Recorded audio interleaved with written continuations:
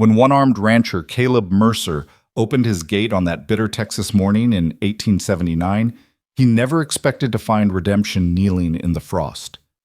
The starving woman clutching a shivering child wore a scarf he'd seen before, wrapped around his dying brother in arms on a blood-soaked battlefield.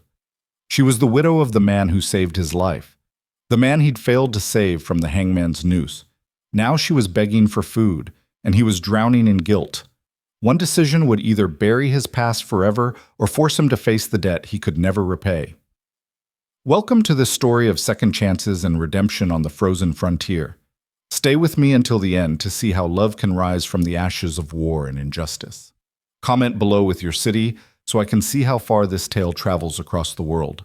The wind across the Texas Panhandle in January of 1879 didn't just blow, it cut. It sliced through wool and leather and found the bones beneath, settling there like an unwelcome guest that refused to leave. Caleb Mercer stood in the doorway of his failing barn, his right sleeve pinned and empty, his left hand gripping a hammer he'd been using to patch a stall gate that should have been replaced 2 winters ago. Everything on this ranch should have been replaced 2 winters ago, including himself. The cattle were down to 11 head, the fences sagged like old men's spines, and the house behind him leaked cold through every crack in the timber. At 34, Caleb felt twice that age. The war had taken his arm. Peace had taken everything else. His purpose, his energy, his ability to look himself in the mirror without seeing a man who'd failed at the one thing that mattered most. He was about to turn back into the barn when he saw her, a figure at the gate, 100 yards down the frozen road. At first he thought it was a trick of the light, the way winter sun could make fence posts look like men and tumbleweeds look like children. But then she moved, sinking to her knees in the dirt, and he saw she was real. A woman, thin as a knife blade, clutching something to her chest. Even from this distance, Caleb could see the desperation in the way she held herself, the way her body curved protectively around whatever she carried. He set down the hammer and started walking. His boots crunched through the frost-brittle grass. The wind pushed against him like it was trying to turn him back, but Caleb Mercer had learned to push through things that hurt. It was the only skill he'd mastered since coming home. As he got closer, details emerged. The woman's dress had been nice once, dark blue calico with tiny flowers, but now it hung on her frame like it belonged to someone else, someone better fed. Her black hair had come loose from its pins and whipped around her face in tangled strands. And pressed against her chest, wrapped in a blanket that had more holes than fabric, was a child. A little girl, maybe 4 years old, with huge dark eyes that watched Caleb approach with the wariness of someone who'd learned early that the world was not a gentle place. The woman looked up when his shadow fell across her. Her face was all sharp angles, hunger and exhaustion carved into every line. Her lips were cracked and bleeding from the cold. But it was her eyes that stopped him. Dark brown, proud even in desperation, refusing to look away even as she knelt in the dirt of his ranch. "Please," she said, and her voice cracked on the word. She had an accent, soft and rolling, the Spanish inflection turning the English syllables into something almost musical despite the desperation behind them. "Please, senor, I can work. I can clean your barn, mend your fences, anything. Just one plate of food. For my daughter. She hasn't eaten in 2 days." Caleb opened his mouth to respond, but the words died in his throat, because the wind chose that moment to gust hard enough to tear at the woman's shawl, and he saw what was wrapped around her neck beneath it. A scarf. Faded red cotton, hand-stitched with desert flowers and yellow thread. He knew that scarf. He'd watched it being made, sitting around a campfire in Missouri while the rain hammered the tent above them and Mateo Cruz's needle flashed in the firelight. Mateo had laughed at Caleb's suggestion that sewing was women's work, had said his mother taught him that a man who couldn't mend his own clothes was a man who'd freeze to death for pride. The flowers were desert marigolds, Mateo had explained, because they grew in the harshest places and bloomed anyway. And wasn't that what soldiers had to do? Bloom anyway? Caleb had seen that scarf one more time after Missouri. On a blood-soaked battlefield in Arkansas, where Mateo had wrapped it around Caleb's shattered arm, tied it tight to slow the bleeding, and dragged him 3 miles to the field hospital while artillery screamed overhead. The last time Caleb had seen Mateo Cruz alive, he'd been riding away with that scarf around his own neck, waving once before disappearing into the smoke of a war that was eating them all.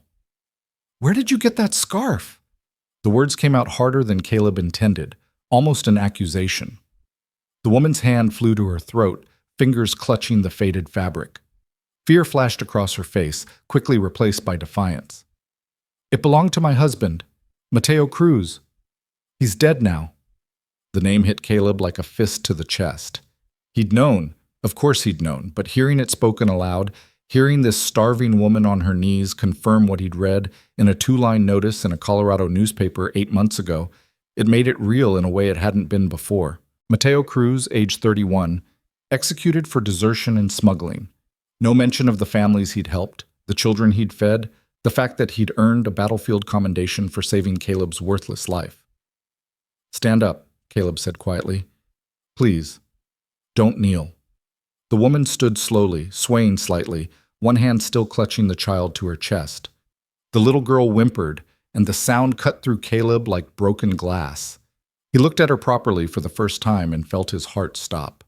Those eyes, dark and warm and shaped exactly like Mateo's, right down to the way the left one tilted slightly at the outer corner. Mateo's daughter. This was Mateo's daughter, and she was starving, and he'd been sitting in his broken-down ranch feeling sorry for himself while his dead friend's family froze and starved somewhere in the world. "What's your name?" Caleb asked, though he already knew. Mateo had written it in the letter, the one that had arrived 3 weeks before the execution notice, smuggled out of a Colorado jail by a sympathetic guard. "Isabella," the woman said. "Isabella Cruz. This is Rosa." She shifted the child slightly, and Rosa buried her face in her mother's neck, too weak or too frightened to even be curious about the strange one-armed man standing before them. Caleb thought of that letter, still tucked in the bottom of his trunk in the bedroom.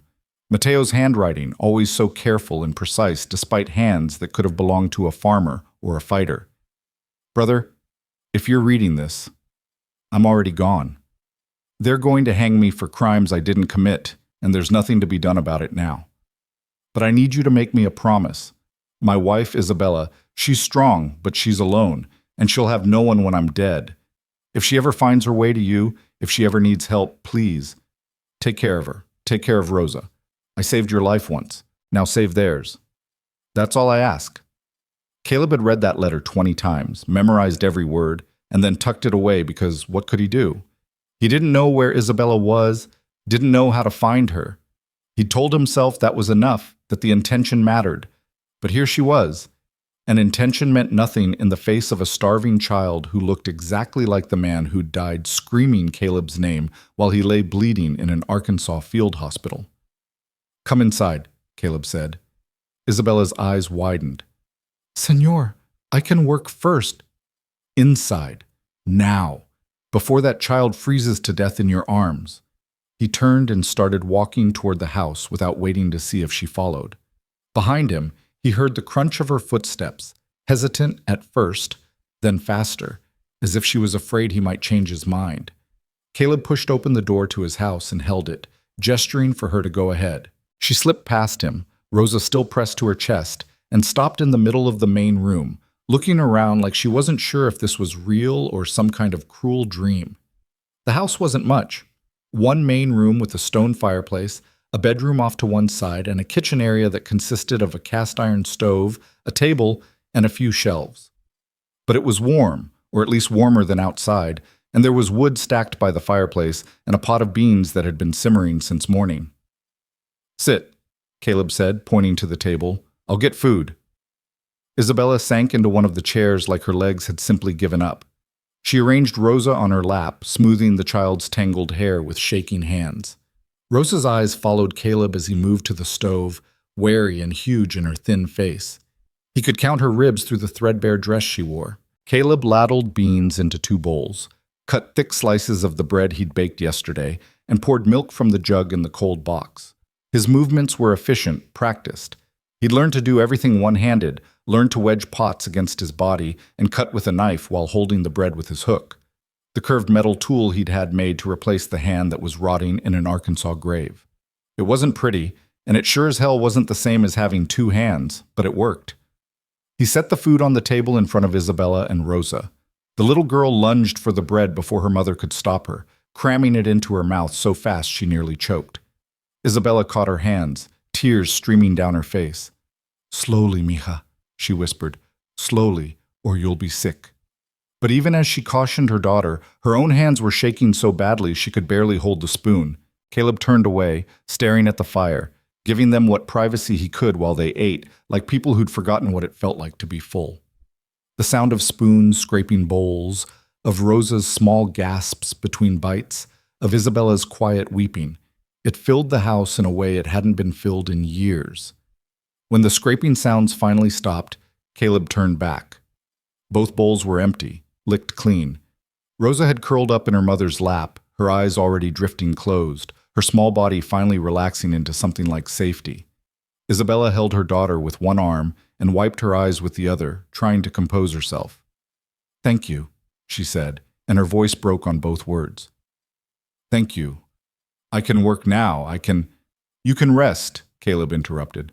"The bedroom is through that door. There's blankets on the bed. Take the child and sleep. We'll talk about work later." Isabella looked at him with something close to disbelief. "Señor, I don't understand. You don't know us. Why would you—" "I knew your husband." The words came out flat, hard. "Mateo Cruz saved my life in the war. He wrote to me before he died. Told me to take care of you if you ever needed it. So that's what I'm doing. Now take your daughter to bed before she falls asleep at this table." Something shifted in Isabella's face. The wariness didn't leave, but it was joined by something else. Recognition, maybe. Or the beginning of understanding. She stood slowly, cradling Rosa against her chest, and moved toward the bedroom door. Then she stopped and turned back. "He talked about you," she said softly. "In his letters from the war. He said you were the only officer who never treated him like he was less than human because his skin was brown. He said you were a good man." Caleb looked away. He was wrong. A good man would have saved him from that noose. A good man would have tried. Did you try? The question hung in the air between them. Caleb thought of the letters he'd written to the Colorado governor, to the military tribunal, to anyone who might listen. He thought of the weeks he'd spent riding to Colorado, arriving 3 days after the execution, standing at Mateo's unmarked grave with nothing to offer but rage and grief, and the knowledge that he'd been too slow, too late, too useless. Just like he'd been too slow in that Arkansas field, too broken to fight beside the man who'd saved his life. "I tried," he said finally. "It wasn't enough." Isabella nodded slowly. "Nothing was enough. Not for men like him. Not in this world." She adjusted Rosa in her arms and moved to the bedroom door. "But you're letting us in. That's something. That's more than anyone else has done." She disappeared into the bedroom, and Caleb heard the creak of the bed, the soft murmur of Spanish as Isabella settled her daughter under the blankets. He stood in the main room, staring at the empty bowls on the table, at the crumbs of bread, at the evidence of hunger that had been, briefly, satisfied. Then he walked to his trunk, lifted the lid, and pulled out Mateo's letter. The paper was soft from handling, the ink slightly faded. He read it again, even though he knew every word by heart. At the bottom, below the signature, Mateo had added one more line in smaller writing, as if he'd been afraid to make it too prominent. "I don't blame you for anything, brother. You gave me friendship when everyone else gave me spit." That was enough. That was everything. Caleb folded the letter carefully and tucked it back into the trunk. Then he went outside to finish fixing the barn gate, because sitting still meant thinking, and thinking meant remembering. And remembering meant seeing Mateo's face as they dragged him to the gallows, screaming that he was innocent, that he'd only been helping families cross the river to safety, that the smuggling charges were lies manufactured by men who wanted him silenced. The hammer felt heavy in his left hand. Everything felt heavy. But he swung it anyway, driving nails into wood, fixing what could be fixed, because that was all a one-armed man with a chest full of guilt could do. Fix what he could, when he could, and hope it was enough. Inside the house, Isabella lay in a real bed for the first time in 6 weeks, her daughter warm and safe beside her, and cried silent tears into a pillow that smelled like wood smoke and loneliness. She thought of Mateo, of his laugh, of the way he'd kissed her goodbye that last morning and promised he'd be back by supper. She thought of the weeks after his death, of being driven from their small home by neighbors who'd decided a deserter's widow was no better than a deserter herself. She thought of Rosa's face growing thinner, of the way her daughter had stopped asking when Papa was coming home, of the desperate calculation that had brought them here, to the last address in Mateo's letters, the last place she could think to go. She hadn't expected mercy. She'd expected to be turned away, or worse, to find the man Mateo had described already dead himself, because good men seemed to die young in this world, and cruel ones lived forever. But Caleb Mercer had opened his door. He'd fed her child. He'd given them his bed. And when he'd said Mateo's name, she'd heard something in his voice that sounded like the same grief that lived in her chest, like maybe she wasn't alone in remembering that her husband had been good and kind and worth more than the 2-line death notice that was all the world had given him. In the barn, Caleb hammered nails and thought of Mateo Cruz teaching him Spanish curse words during long marches, laughing until his sides hurt when Caleb mispronounced them so badly he'd accidentally called the captain a blessed donkey instead of a stubborn one.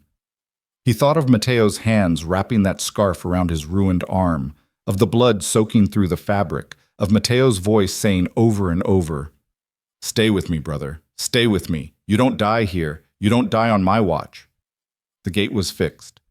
Caleb stood back examining his work. It would hold for another winter, maybe 2. Not perfect, but good enough. He gathered his tools and headed back to the house as the sun started its slide toward the horizon, painting the frozen prairie in shades of gold and pink that would have been beautiful if everything wasn't so goddamn cold. When he stepped inside, the house was silent, except for the crackle of the fire. He moved quietly to the bedroom door and looked in. Isabella and Rosa were curled together under the blankets, both deeply asleep.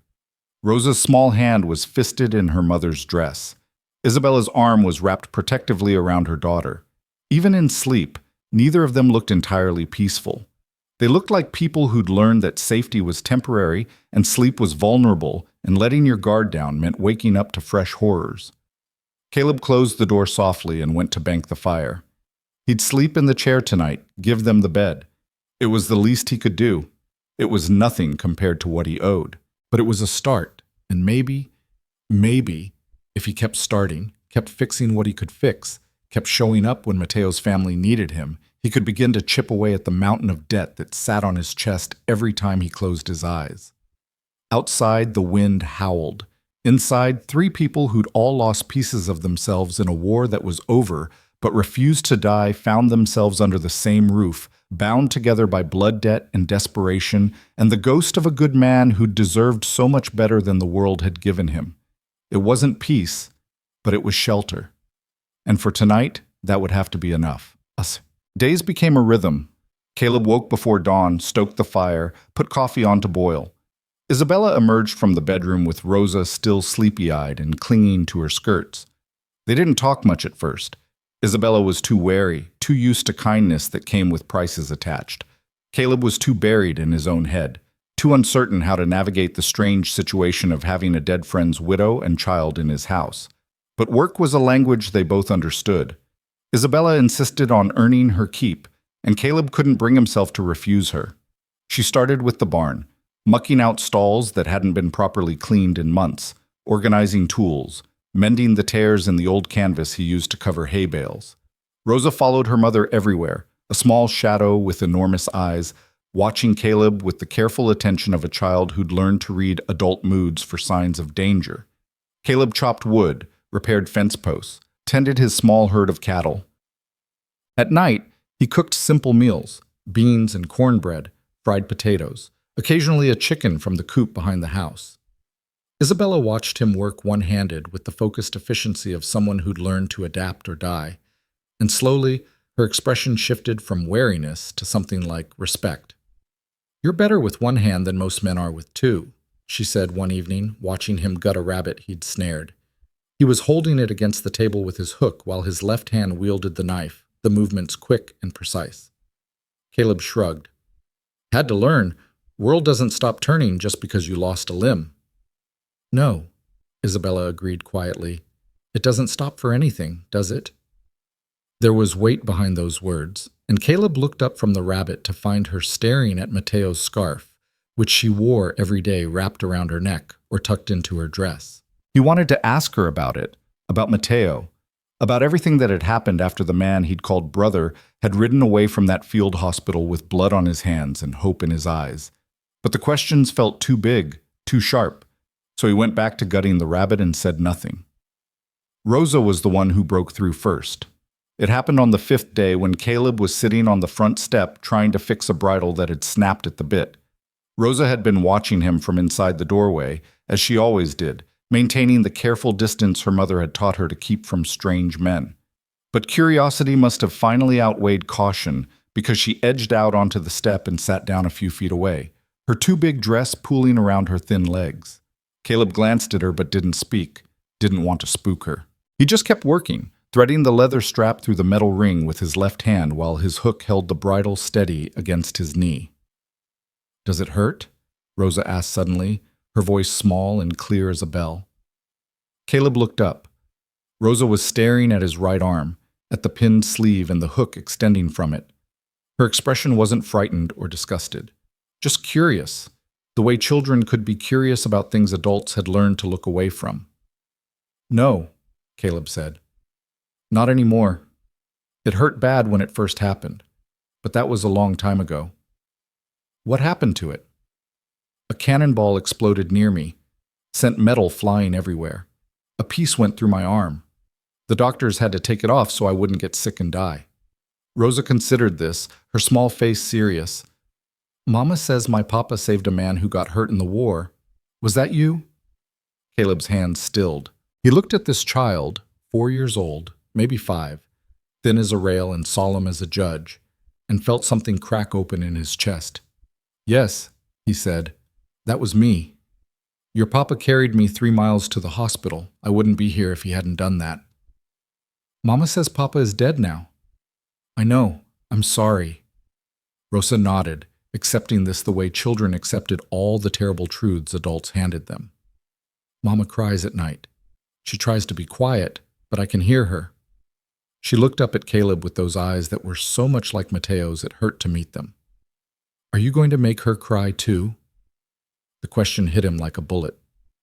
Caleb set down the bridle and turned to face Rosa fully. "No," he said, and he meant it with every broken piece of himself. "I'm not going to make her cry. I'm going to help you and your mama. I promise." "People break promises," Rosa said matter-of-factly. "They promised Papa wouldn't die, but he did anyway." Caleb didn't have an answer for that. She was right. People broke promises. The world broke promises. He'd made promises to Mateo. "I'll visit when the war's done. We'll drink together. I'll meet your wife and daughter." And every single one of them had shattered when Mateo had been dragged to a gallows for crimes he didn't commit. But he reached out his left hand anyway, held it open between them, an offering. "I can't promise the world won't hurt you again," he said quietly, "but I can promise I'll try my best not to be one of the things that does. That good enough?" Rosa stared at his hand for a long moment. Then she reached out her own small hand and placed it in his palm. Her fingers were cold and thin as bird bones. Caleb closed his hand gently around them, and something in his chest that had been frozen since Arkansas began, slowly, to thaw. Inside the house, Isabella stood at the window and watched this exchange, tears streaming down her face. She'd been so afraid that coming here was a mistake, that this stranger who'd known her husband would turn them away or worse, that she'd walked Rosa into danger trying to escape it. But this man, this broken, guilt-ridden man who cooked with one hand and fixed fences alone and looked at her daughter like she mattered, he was trying. She could see him trying, the effort of it written in every line of his face. That night, after Rosa was asleep, Isabella sat at the table while Caleb washed the dinner dishes. She'd offered to do it, but he'd waved her off, said she'd done enough that day. She watched him work, efficient, even one-handed, and finally spoke the question that had been building in her chest. "Why did you really let us in? Don't say it's just because of Mateo." Caleb stilled, his back to her. Water dripped from the plate in his hand. "What other reason would there be?" Guilt, pity, Christian charity, the need to feel like a good person. Any of those could have brought us through your door. But you didn't just feed us and send us away. You're letting us stay. You gave us your bed. You're teaching Rosa letters and letting her follow you around, even though I can see it hurts you to look at her because she has his eyes." Isabella's voice was steady, despite the tears threatening at the corners of her eyes. "So I'm asking you straight. What do you want from us? Because nothing in this world is free, and I need to know what price you're going to ask." Caleb set down the plate and turned to face her. His expression was difficult to read in the firelight, shadows playing across the angles of his face. He looked older than his years, worn down by things that had nothing to do with physical age. "I don't want anything from you," he said finally. "Except maybe absolution. I couldn't save Matteo. I tried, but I was too slow, too late, too useless. Just like I was too slow in that field when he was dragging my broken body to safety. He spent his whole life saving people, and when he needed saving, I wasn't there." Caleb's voice cracked. "I wasn't there. So if I can help you, if I can keep his daughter fed and warm and safe, maybe that counts for something. Maybe that means his death wasn't for nothing. Maybe that means I'm not completely worthless." The silence that followed was heavy. Isabella stared at him, at this man who'd been carrying a mountain of guilt for a friend he couldn't save, and felt something shift in her understanding. She'd thought she was alone in her grief, but Caleb Mercer was drowning in his own, and it was the same shape as hers, Matteo-shaped, Matteo-sized, a hole in the world where a good man should have been. "He didn't blame you," Isabella said softly. "In his last letter to me, before the end, he wrote about you. He said if you ever knew what happened, you'd probably try to carry the weight of it, and I should tell you that was foolish. He said you gave him something worth more than rescue. You gave him dignity when everyone else gave him spit. He said that was enough." Caleb turned away sharply, his shoulders shaking. Isabella stood and moved closer, stopping a few feet away, giving him space but letting him know she was there. "You can't save dead men," she said, "but you can honor them. You can help the people they loved. You can look his daughter in the eye and teach her that not all men are cruel. That's what you're doing. That's what matters." "It's not enough," Caleb said hoarsely. "It's all there is." They stood in the kitchen, two broken people bound together by the ghost of someone better than either of them, and for the first time since Matteo's death, neither of them felt entirely alone in their grief. The days continued, and the ice between them began to thaw. Isabella told stories of Matteo, how they'd met at a church festival, how he'd courted her with flowers he'd picked from the roadside because he was too poor for store-bought, how he'd held Rosa the day she was born and cried like his heart was too full to hold it all.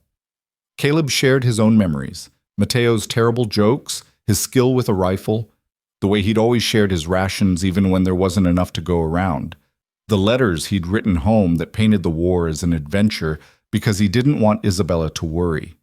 Rosa bloomed under the attention and the steady meals. The hollow look left her eyes. She started smiling, then laughing, a sound like bells that filled the house in a way it had never been filled. She followed Caleb everywhere, chattering questions about the ranch, about the animals, about everything under the sun. He answered patiently, teaching her the names of the cattle, showing her how to collect eggs without startling the chickens, letting her help him measure grain for the horses. One afternoon, Caleb pulled out an old slate board and a piece of chalk. He sat at the kitchen table with Rosa perched on a chair beside him, her small legs swinging. "You want to learn to write your name?" he asked. Rosa's eyes went wide. "Yes. Mama knows letters, but she never had time to teach me." Caleb smiled, a real smile, the first Isabella had seen on his face. "Well, we've got time now. Let's start with the first letter. This is I." He drew the letter carefully on the slate, his left hand shaking slightly from the unfamiliar task. "For Isabella. That's your mama's name." Rosa leaned forward, fascinated. "Show me more." They spent an hour working through the letters, Rosa's small hand gripping the chalk while Caleb guided her, correcting the shape of the S, showing her how to connect the letters. When they finally spelled out Isabella, Rosa shrieked with delight and ran to show her mother, who was mending a torn shirt by the fire. "Mama, look! I wrote your name. Mr. Caleb showed me." Isabella took the slate with shaking hands, staring at the wobbly letters her daughter had formed. She looked up at Caleb, who was standing awkwardly in the kitchen doorway and mouthed 2 words. "Thank you." He nodded and turned away, busying himself with the coffee pot. But Isabella saw the way his shoulders relaxed, the way some of the tension bled out of his frame. He was finding purpose in teaching Rosa, in helping them, in being useful again. And she was finding something too, not just safety, but hope. The hope that maybe they could build something here, something that honored Mateo's memory instead of just mourning his loss. That night, Caleb did something he hadn't done in years. He went to his trunk and pulled out an old coat. Mateo's coat, the one he'd been wearing when he'd dragged Caleb to the hospital, the one Caleb had kept because he couldn't bring himself to bury it with the rest of his war memories. It was too big for Rosa, far too big, but Caleb had learned to sew during the war, crude stitches that held but weren't pretty. He could fix this. He worked by lamplight, cutting down the coat, taking in the sides, shortening the sleeves. His left hand moved steadily, the needle flashing. It took him 3 nights, working after Isabella and Rosa had gone to bed, but finally it was done. A coat, child-sized, made from the fabric that had once kept Mateo warm. Not perfect, but good enough to keep his daughter safe through the winter. When he gave it to Rosa, she put it on immediately and spun in a circle, the hem flaring out around her knees. "It fits! Mama, look! It fits!" Isabella recognized the fabric. She recognized the stitching pattern on the cuffs, the way the buttons were set. Her eyes met Caleb's across the room, and the gratitude there was so intense it hurt to witness. She didn't say anything, didn't need to. They both knew what that coat meant, that Mateo was still here, still protecting his daughter, still loved and remembered and honored. The winter deepened. The wind howled. The cattle huddled together for warmth. But inside the small house on the frozen prairie, 3 people who'd all lost everything began slowly and carefully to build something new from the broken pieces of what they'd been. February arrived with the false promise of warmth, 2 days of sunshine that melted the top layer of frost before the cold returned with renewed vengeance. Caleb was in the barn repairing a saddle when Isabella found him, her face flushed from the wind, her hands twisted in her apron. "I need to go into town," she said without preamble. "We're out of flour and salt, and Rosa needs shoes. The ones she has are held together with thread and hope." Caleb looked up from the leather he'd been working. Town meant people, and people meant questions, and questions meant explanations he wasn't sure either of them was ready to give. A one-armed rancher living alone was unremarkable.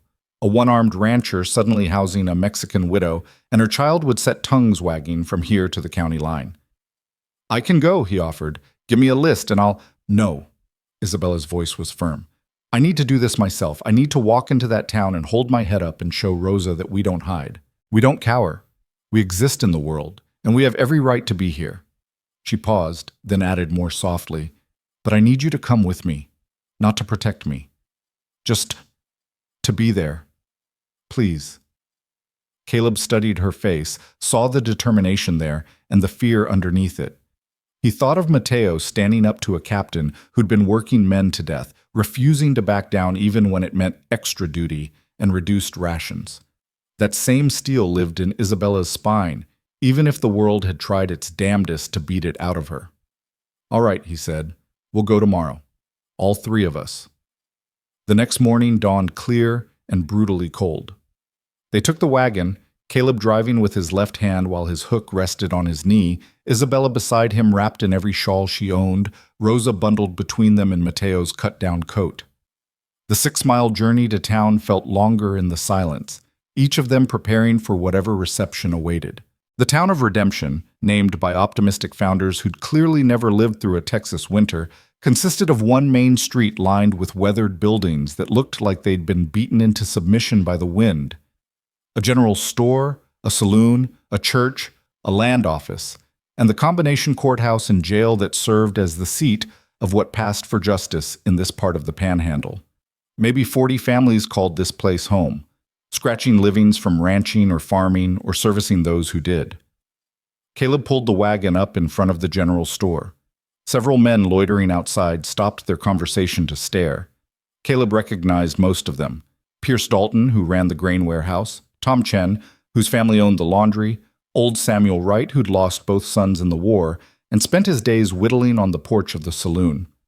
Their eyes tracked the wagon, lingered on Isabella, sharpened with curiosity. "Stay close," Caleb murmured as he helped Isabella down. Rosa clung to her mother's skirts, suddenly shy in the face of so many watching eyes. Inside, the store smelled of tobacco and coffee and the particular mustiness of dry goods that had been sitting too long. Martha Hendricks stood behind the counter, a woman whose face had been set in permanent disapproval sometime around 1860 and hadn't softened since. Her eyes went wide when she saw Isabella. "Caleb Mercer," she said slowly. "Didn't expect to see you in town, and with company." "Mrs. Hendricks," Caleb nodded politely. "We need supplies, flour, salt, sugar if you have it, and shoes for the girl." Martha's gaze raked over Isabella with the thoroughness of a woman cataloging ammunition for future gossip. "I see. And who might this be?" Before Caleb could answer, Isabella stepped forward. She met Martha's stare without flinching, her chin high despite the threadbare dress and worn shawl. "I am Isabella Cruz. This is my daughter, Rosa. We are staying with Mr. Mercer while we recover from traveling." "Traveling?" Martha repeated the word like it tasted suspicious. "From where?" "Colorado." The word came out clipped. "My husband died there. We had nowhere else to go." Something flickered in Martha's expression. Not sympathy exactly, but a slight softening around the edges. A widow was a widow, after all, even a Mexican one. "I'm sorry for your loss. War. Execution." Isabella's voice didn't waver. "For crimes he didn't commit, but they hanged him anyway, because men like my husband don't get justice. They get rope." The silence that followed was thick enough to choke on. Martha's lips pressed into a thin line, and Caleb tensed, ready to grab their supplies and leave if this went sideways. But then Martha reached under the counter and pulled out a pair of small leather shoes, hardly worn. "My granddaughter outgrew these," she said gruffly. "They'd probably fit your girl. No charge." Isabella stared at the shoes, then at Martha, clearly unsure whether this was kindness or some kind of trick.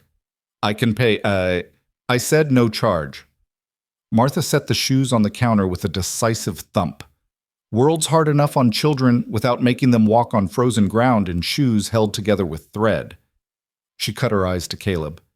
"You're doing a decent thing, Mercer, taking them in. Your mama would be proud." Caleb felt something loosen in his chest. His mother had died when he was 15 before the war, before everything went to hell, but she'd raised him to believe that turning away someone in need was the surest way to rot your own soul. "Thank you, Mrs. Hendricks." They gathered their supplies: flour, salt, sugar, coffee, a small sack of peppermint sticks that Martha insisted on throwing in for the child, and loaded them into the wagon. Rosa wore her new shoes, walking in careful circles to feel how they fit, her face lit up with a joy so pure it hurt to witness. Isabella watched her daughter with tears threatening at the corners of her eyes. They were loading the last sack when a voice cut across the cold air. "Well, well, Caleb Mercer. Didn't know you'd taken up collecting strays." Caleb's back stiffened. He knew that voice, smooth as oil and twice as slippery. He turned slowly to face Hollis Kane, the man who owned half the county and wanted the other half, whose word carried more weight than the law in most matters, because he'd appointed himself magistrate and nobody'd had the spine to challenge him. Kane sat astride a black gelding that probably cost more than Caleb's entire ranch. He was a big man, running to fat and middle age, but still carrying the ghost of the fighter he'd been in his youth. His coat was expensive wool, his hat beaver felt, his boots polished to a shine that seemed obscene in a town where most people wore leather held together with wire and prayer. "Kane," Caleb kept his voice neutral, "didn't know you made a habit of commenting on other men's business. When that business involves bringing undesirables into our community, it becomes everyone's business." Kane's eyes slid to Isabella, and there was something in his gaze that made Caleb's blood run cold. Not desire exactly, but ownership. The look of a man who believed everything he saw existed for his taking. "This your woman, Mercer?" "This is Mrs. Cruz. She and her daughter are staying at my ranch." "Cruz?" Kane rolled the name around in his mouth like he was tasting it. "Mexican?" "American," Isabella said sharply, her accent thickening with anger. "Born in San Antonio. My husband fought for the Union in your war. What did you fight for, senor? Or did you stay home and get rich while better men died?" The air went tight as a bowstring. Several people on the street stopped to watch, sensing confrontation. Kane's face flushed dark red, and his hand moved toward the rifle on his saddle. Caleb stepped between them, his body blocking Isabella from Kane's line of sight. "We're done here," Caleb said quietly. "Mrs. Cruz, Rosa, get in the wagon." "Not quite done." Kane's voice had gone cold. "I'm curious about something, Mercer. This woman's husband, what was his name again?" Isabella's face went white. Caleb felt his stomach drop because he saw where this was going, saw the trap opening like a mouthful of teeth. But Isabella lifted her chin and said clearly, "Mateo Cruz, he was executed in Colorado last year." "Mateo Cruz?" Kane smiled, and it was the smile of a snake that had just spotted a mouse. "I thought that name sounded familiar. Wasn't he that deserter, that smuggler who got himself hanged for running illegals across the border?" "He wasn't a smuggler," Isabella said, her voice shaking with rage. "He was helping poor families find safety. He was feeding children. He was doing what the government wouldn't. He was a criminal." Kane cut her off. "And you're a criminal's widow. Makes a man wonder what other criminal elements you might bring to our peaceful town." He turned his gaze to Caleb. "You sure you want that kind of trouble on your land, Mercer? People might start asking questions about what else you're hiding out there. The only trouble I see is a man who's got nothing better to do than harass a widow and orphan." Caleb kept his voice level, despite the fury building in his chest. "Now, if you're done making yourself feel important, we've got a long ride home." He turned and helped Isabella into the wagon, lifted Rosa up beside her. The little girl was crying quietly, her face buried in her mother's skirts. Caleb climbed up and took the reins, every instinct screaming at him to turn around and put his fist through Kane's self-satisfied face. But he was one-armed and outmatched, and starting a fight in the middle of town would only make things worse for Isabella and Rosa. "This isn't over, Mercer," Kane called after them. "You bring that kind of filth into our community, you'll answer for it." Caleb didn't respond. He just clicked to the horses and guided the wagon out of town, feeling Kane's eyes on his back like a target. Behind him, Isabella sat rigid as carved wood, one arm around Rosa, the other hand clutching Mateo's scarf at her throat. They were 3 miles out of town before Isabella finally spoke. "I'm sorry. I shouldn't have provoked him. I should have kept my mouth shut." "No." Caleb's voice was hard. "You shouldn't have to keep your mouth shut. That man's a bully and a bastard, and Mateo would be proud of you for standing up to him. Mateo's dead because he stood up to men like that." Isabella's voice cracked. "Dead because he believed people deserved better, and powerful men couldn't let that stand. I can't watch it happen again. If Kane comes after you because of me, then he comes after me. I've survived worse than Hollis Kane." "You don't understand." Isabella twisted in her seat to face him, her eyes desperate. "That man, Hollis Kane. I know that name. Mateo mentioned it in one of his letters from jail. He said there was a magistrate, a powerful man who'd signed the order to execute him, even though there was no evidence, no trial, just accusations from people who wanted him silenced. He never said the name, but he said the man owned half of Colorado and wanted the other half. The description, it matches." Caleb's hands tightened on the reins. "Are you telling me Hollis Kane had something to do with Mateo's execution?" "I don't know, maybe. Kane's a common enough name, and Mateo never gave me details because he didn't want me trying to fight it. But the timing—" She broke off, shaking her head. "It doesn't matter. What matters is men like that don't forget insults. They don't forgive disrespect. And I just made us all targets." Rosa whimpered, and Isabella gathered her daughter closer, pressing her face to the child's hair. Caleb stared at the road ahead, his mind working through possibilities and coming up empty of good ones.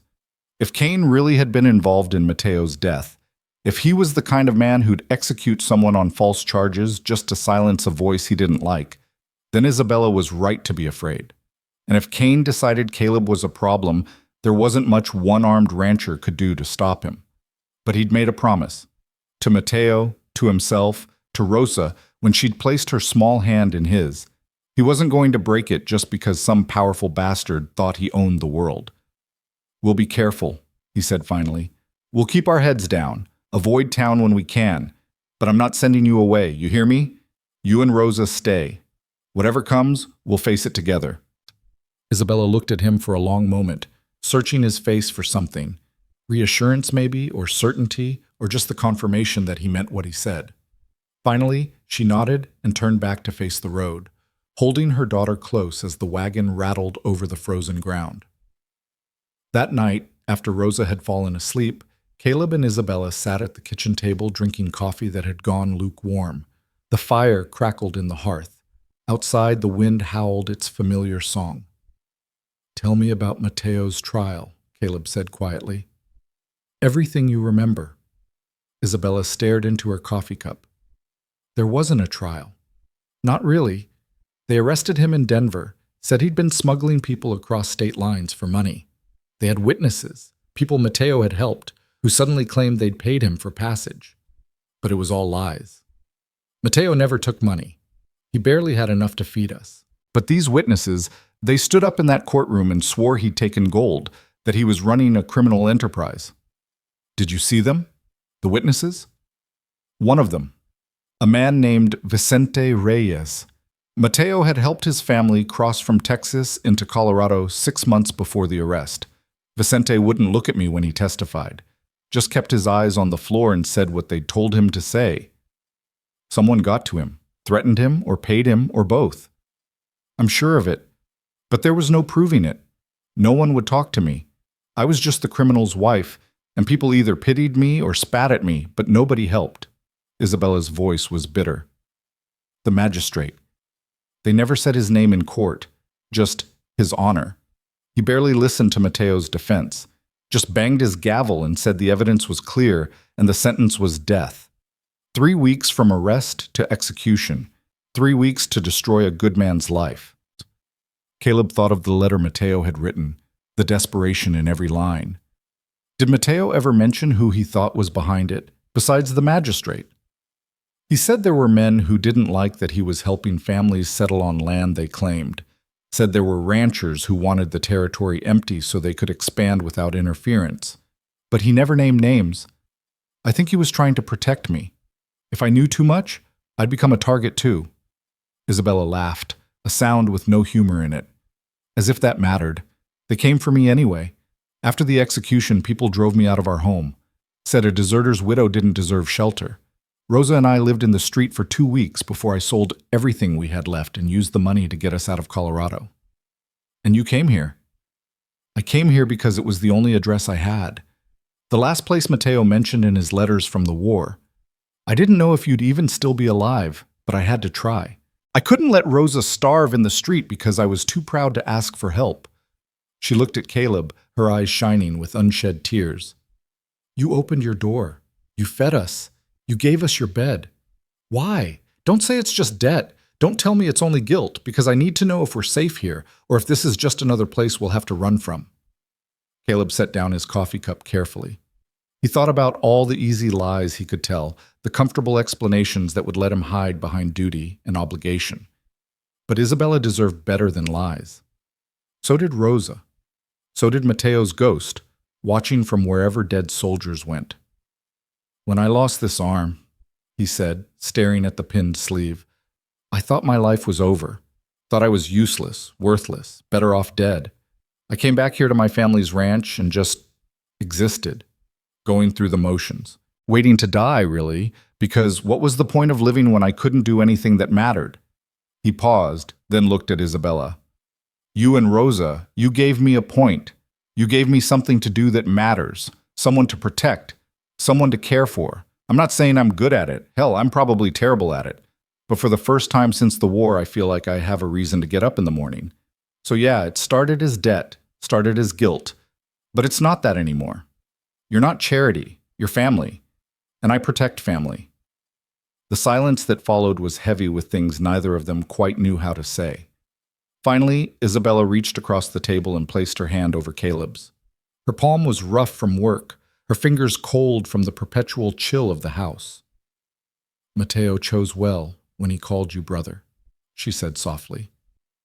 He would be glad you're here for Rosa, for me. I should have been there for him. You're here for us now. That has to be enough. They sat like that for a long moment. two people bound by grief and necessity, slowly learning that maybe, just maybe, they could build something from the broken pieces of what they'd lost. Outside, the wind howled. Inside, the fire burned. And somewhere in the darkness, the ghost of Mateo Cruz watched over the family he'd left behind and the brother who'd promised to keep them safe. The next week passed quietly. Too quietly. Caleb kept expecting trouble. Cain's men showing up at his door, threats, violence, something. But nothing came. Just the usual rhythm of ranch work, of meals shared, of Rosa learning her letters and Isabella mending everything that could be mended and some things that probably couldn't. Then, on a Thursday afternoon, when Caleb was fixing a water pump behind the barn, he heard hoofbeats. He straightened, wiping grease from his hand onto his pants, and saw Tom Chen riding up the path on his old mare. Tom ran the laundry in town with his wife and daughter, had always been friendly in the distant way of people who didn't want trouble but didn't mind a nod and a good morning. Tom dismounted, his face tight with worry. "Caleb, need to talk to you." "What's wrong?" Tom glanced at the house, then lowered his voice. "It's about the woman you've got staying here, Isabella Cruz. There's talk in town." Caleb's jaw tightened. "What kind of talk?" Cain's been asking questions, lots of questions, about her husband, about where she came from, about why she's here. He's got people looking into Mateo Cruz's execution, pulling up old records, and he's telling anyone who'll listen that you're harboring a criminal element, that Mrs. Cruz might be wanted for aiding her husband's smuggling operation. That's horseshit, and he knows it. Of course it is. But Cain's the magistrate. His word carries weight, and he's saying if she doesn't leave town voluntarily, he'll have the sheriff bring her in for questioning. Tom paused. "Caleb, if he gets her in that jail, she might not come out. You understand what I'm saying?" Caleb understood perfectly. A Mexican widow, alone, no family, no protection. She could disappear into Cain's custody, and there'd be no one to ask questions except Caleb, and who'd listen to a one-armed rancher against a magistrate? "When?" "He's giving you 3 days to see reason and send her away. After that, he's coming out here with the sheriff." Tom's expression was pained. "I'm sorry, Caleb. I know you're trying to do right by her, but Cain's got power, and he's decided you're a problem." "Why? Why does he care so much about one widow and her child?" Tom hesitated, then said quietly, "My wife heard things. Rumors from the women who work in Cain's house. Apparently he was in Colorado last year. Some kind of business deal involving land claims and water rights. And apparently there was trouble with locals who were settled on land he wanted.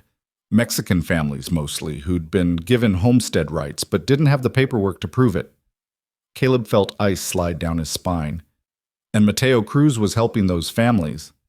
He was helping them find legal aid, get their paperwork in order, fight back against the land grabs. Made himself a problem for men like Cain, who wanted empty territory they could claim. Tom met Caleb's eyes. Cain didn't just sign that execution order. He orchestrated it, and now the dead man's widow shows up in his town, in his county, and she knows things. She's a loose end. Jesus Christ. You need to get her out of here, Caleb, tonight, before Cain makes his move. I can't just send her into the cold with a 4-year-old child and nowhere to go. Then you're signing her death warrant. Tom's voice was harsh. And maybe yours too. Cain doesn't forgive. He doesn't forget. You get in his way, you end up in the ground or on the gallows. That's how it works here. That's how it's always worked. Tom climbed back on his horse, his face etched with regret. 3 days, Caleb. That's all you've got. I'm sorry. He rode away, leaving Caleb standing in the cold with his heart hammering and his mind racing. He thought of Isabella's face when she talked about Mateo's execution, the fear and rage warring in her eyes. He thought of Rosa's small hand in his, her trust that he'd keep her safe. He thought of the promise he'd made, both to Mateo and to himself. 3 days wasn't enough time to run, wasn't enough time to fight, wasn't enough time to do anything except watch while Cain destroyed what was left of Mateo's family. Unless Caleb stopped trying to run and started fighting back. He walked into the house where Isabella was cooking dinner, Rosa at her feet drawing pictures on the slate. They both looked up when he entered, and he saw Isabella's expression shift as she read his face. What happened? Caleb told her everything. About Tom's warning, about Cain's connection to Mateo's execution, about the 3 days they had before the sheriff came. He watched her face go pale, watched her pull Rosa close, watched the fear bloom in her eyes.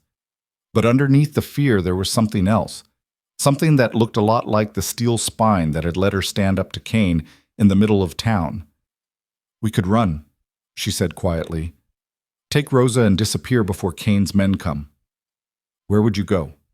How far would you get with no money, no supplies, and winter still holding on?" "Cain would find you in a week." "Then what do you suggest?" Caleb sat down at the table, his mind working through possibilities. "We fight. We make noise. We drag this into the light where Cain can't hide behind his power and his title. We find proof of what he did to Mateo, and we make sure everyone knows it." "That's insane. He'll kill us." "Maybe.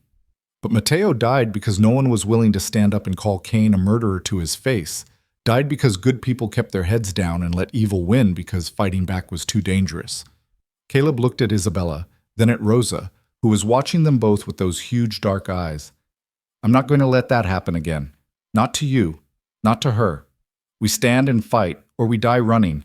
Those are the only choices Cain's left us." Isabella stared at him for a long moment. Then she reached up and touched Mateo's scarf at her throat. "If we do this, if we really do this, we need proof. Real proof. Something even Cain can't deny. Mateo's letter, the one he wrote me from jail, he mentions Cain by name. Cain will say it's lies from a condemned criminal. Then we find the witnesses who testified against Mateo. We make them tell the truth about who paid them to lie." Caleb stood, pacing the small kitchen with restless energy. "We need to go back to Colorado. Find Vicente Reyes and anyone else who testified. Get them to recant in front of a judge." "That's impossible. It would take weeks, maybe months, and Cain's giving us 3 days. "Then we buy more time." Caleb turned to face her. "Tomorrow, I ride to the county seat, file a formal complaint against Cain for harassment, demand a hearing.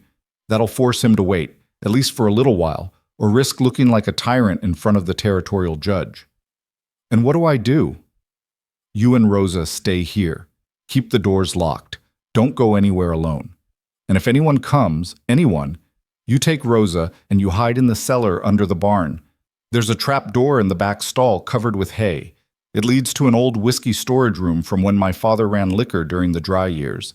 It's cold and it's dark, but it's hidden. You stay there until I come back." Isabella nodded slowly.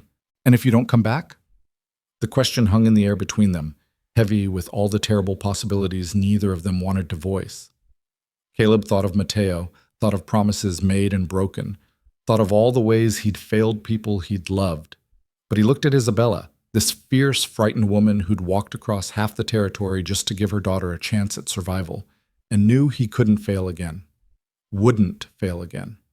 Even if it cost him everything. "Then you run," he said quietly. "You take Rosa and you run as far and as fast as you can. You find somewhere Cain's reach doesn't extend and you build a life there. You survive, for her, for Mateo. That's all that matters." Isabella crossed the room and stood in front of him, so close he could see the tears threatening at the corners of her eyes. "Caleb Mercer," she said, and her voice shook only a little. "If you get yourself killed trying to save us, I will never forgive you. Do you understand?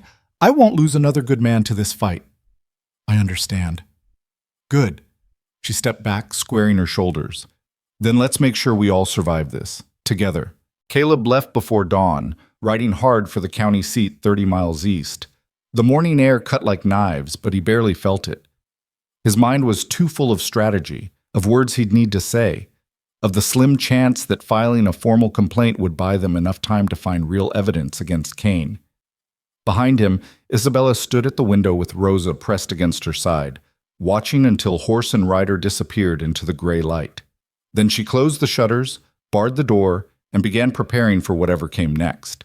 She spent the day teaching Rosa her letters, cleaning the rifle Caleb had left propped by the door, and checking the cellar entrance in the barn 3 times to make sure she could find it in the dark if necessary. The trapdoor was exactly where Caleb had said, hidden under a pile of moldy hay in the back stall. She lifted it once, saw the ladder leading down into blackness, and felt her stomach twist.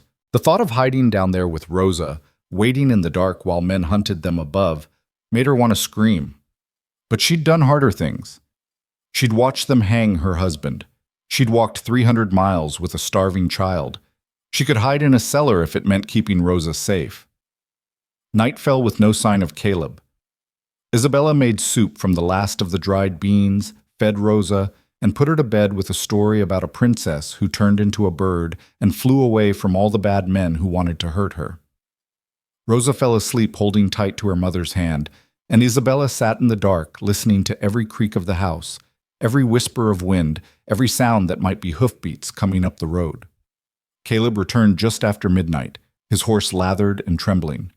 Isabella heard him coming and met him at the door with the rifle, then lowered it when she saw his face in the lamplight. He looked 10 years older than when he'd left, his expression grim as death. "What happened?" she asked as he stumbled inside, nearly falling into the chair by the fire. "I filed the complaint. The clerk accepted it. But when I left the courthouse, 3 of Cain's men were waiting." Caleb touched his ribs gingerly, and Isabella saw his shirt was torn and dark with what might have been blood. "They gave me a message. Cain says if we don't leave by tomorrow night, he's coming for us. Not the sheriff. Him. And he's not interested in arrests or trials this time." Isabella's hands shook as she helped him out of his coat. His ribs were bruised purple and black, and there was a gash on his shoulder that needed stitching. She fetched water and clean rags, her mind racing. "Then we run. Tonight. We take what we can carry, and we run." "No." Caleb caught her wrist, his grip surprisingly strong despite the beating he'd taken. "Running just delays it. Cain has men, resources, reach. He'll find us eventually, and when he does, we'll be somewhere even more isolated, even more vulnerable. At least here we know the ground, we can prepare." "Prepare for what? We can't fight Cain? We can't win." "Maybe not, but we can make him bleed. We can make him pay for what he did to Mateo." Caleb's eyes were fierce despite the pain. "And if we're going to die anyway, I'd rather die standing than running." Isabella wanted to argue, wanted to scream that dying standing was just dying stupid, that Rosa needed a mother more than she needed revenge. But she looked at Caleb's face and saw the same expression Mateo had worn the day he'd told her he was going to help the Reyes family cross the river, even though the ranchers had threatened him. The look of a man who'd found a line he wouldn't cross, a principle worth bleeding for. "What do you need me to do?" she asked quietly. "Sleep. Rest. Tomorrow, I need you to ride to Tom Chen's place and ask him to get word to everyone he trusts in town. Tell them what Cain did in Colorado. Tell them about Mateo. We need witnesses, people who'll stand up when this comes to a head. And if no one comes, if everyone's too afraid, then at least we tried." Caleb closed his eyes, exhaustion pulling at him. "That has to count for something." Isabella finished cleaning his wounds in silence, stitching the gash on his shoulder with neat, careful stitches she'd learned from her grandmother. When she was done, she helped him to his bed and covered him with blankets. He was asleep before she left the room, his breathing harsh and uneven. She stood in the doorway watching him for a long moment, this broken man who'd taken them in, who was willing to die for people he barely knew just because it was right. Mateo had called him brother. She was starting to understand why. The next morning came too fast and not fast enough. Isabella woke to Rosa shaking her shoulder, whispering that there were horses outside. She bolted upright, heart hammering, and grabbed the rifle. But when she looked out the window, she saw not Cain's men, but Tom Chen and 3 other townspeople. Martha Hendricks from the general store, Samuel Wright, the old soldier, and a Mexican woman Isabella didn't recognize. Caleb was already at the door, his face pale but determined despite the beating he'd taken. He let them in, and they crowded into the small main room, bringing cold air and the smell of fear with them. "We heard what happened at the county seat," Tom said without preamble. "Cain's been telling everyone you assaulted his men, that you're harboring a fugitive, that he's going to handle it personally." He paused. "But Martha did some digging, found something you need to see." Martha stepped forward, her face set in lines of deep disapproval. But this time, the disapproval wasn't directed at Isabella. She pulled a folded paper from inside her coat and handed it to Caleb. "My nephew works in the land office. I had him pull records from Cain's Colorado transactions last year. This is a deed transfer for a piece of property outside Denver. Look at the date." Caleb unfolded the paper and Isabella moved to stand beside him, reading over his shoulder. The deed was for 200 acres of prime riverfront land, transferred from a Miguel Santos to Hollis Kane. The date of transfer was 3 days after Mateo's execution. The sale price was listed as $1. $1, Caleb said slowly, for 200 acres of riverfront. That's not a sale, the Mexican woman spoke up, her accent thick but her English clear. That's a theft. Miguel Santos was my cousin. That land belonged to his family for 20 years. Kane wanted it because it controlled water rights for the whole valley. Miguel refused to sell. Then suddenly there were charges against Mateo Cruz, the man who'd been helping Miguel get proper papers filed. And 3 days after Cruz was hanged, Miguel signed over his land for $1. Kane threatened him, Isabella whispered. Told him what happened to people who didn't cooperate. That's my guess, the woman said. Miguel died 6 months later. Heart attack, they said. But he was only 40 years old and healthy as an ox before Kane got his claws in him. Caleb's hands tightened on the deed. This is proof. This connects Kane directly to Mateo's execution. He killed a man to steal land. It's not enough, Samuel Wright spoke for the first time, his voice rough with age and old tobacco. A deed transfer isn't proof of murder. A good lawyer, and Kane can afford the best, will explain it away as coincidence. You need more. You need the witnesses who testified against Cruz to admit they were coerced. You need documentation of Kane's threats. You need a pattern so clear even a crooked judge can't ignore it. Where are we supposed to get that in less than a day? Isabella demanded. You don't. Tom Chen met her eyes. But I know where Kane keeps his papers. He's got an office in his house, and he keeps records of everything, land deals, threats he's made, payments to witnesses. He's arrogant enough to document his own crimes because he thinks no one would dare use them against him. Caleb shook his head. Breaking into Kane's house is suicide. So is waiting for him to come here and kill you all. Martha's voice was sharp. Tom's right. Kane documents everything. If there's proof of what he did to Mateo Cruz, it'll be in that office. And if we can get it before he comes for you tonight, we can take it to the territorial judge. Force a real investigation. Why are you helping us? Isabella asked quietly, looking around at these people who barely knew her, who were risking Kane's wrath for a Mexican widow and her child. Why do you care what happens to us? Martha's face softened slightly. Because my husband was killed by powerful men who thought they could do whatever they wanted. Because I've watched Kane destroy good people for 30 years and nobody's ever stood up to him. Because maybe, just maybe, if we don't stop him now, he'll keep killing until there's nobody left with the spine to fight back. Samuel nodded. I lost both my boys in the war. Died fighting so people could be free, so justice could mean something. I'll be damned if I let some land-grabbing bastard turn their sacrifice into a joke. Tom just looked at Isabella and said simply, Mateo Cruz helped my family when we first came to this territory. Nobody else would rent to Chinese immigrants, but Cruz found us a place to live, vouched for us with the landlord. We owed him. Now we pay that debt. The Mexican woman crossed herself. And I owe Miguel. He was family. Kane killed him as surely as if he'd put a gun to his head. Someone needs to answer for that. Isabella felt tears burning in her eyes. She'd spent so long believing she and Rosa were alone, that no one cared what happened to people like them. But here were 4 strangers willing to risk everything to help her, to fight for justice even when justice seemed impossible. She looked at Caleb and saw the same realization in his face. They weren't alone. They'd never been alone. They'd just been too afraid to look up and see the allies standing beside them. All right, Caleb said. We do this. But we do it smart. Tom, you know Kane's house. What's the layout? They spent the next hour planning. Kane's house was on the edge of town, a 2-story mansion that was more statement than home. He kept an office on the 2nd floor northeast corner where he met with business associates and stored his files. There were servants, but they lived in a separate building out back, and Kane usually dismissed them by 9 in the evening because he didn't like people overhearing his business. The front door would be locked and watched, but there was a side entrance through the kitchen that Kane rarely bothered to secure because who would dare break into his house? I'll go, Caleb said.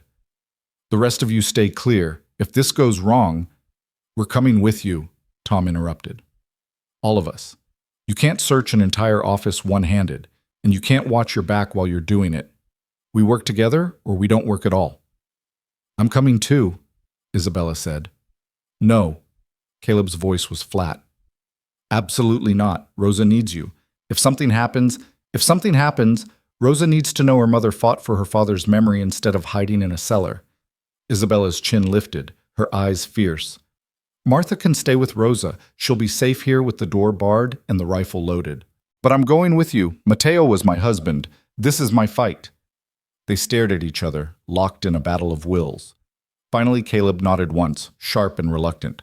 Fine, but you stay behind me. You don't take risks. The second things go wrong, you run. Understood?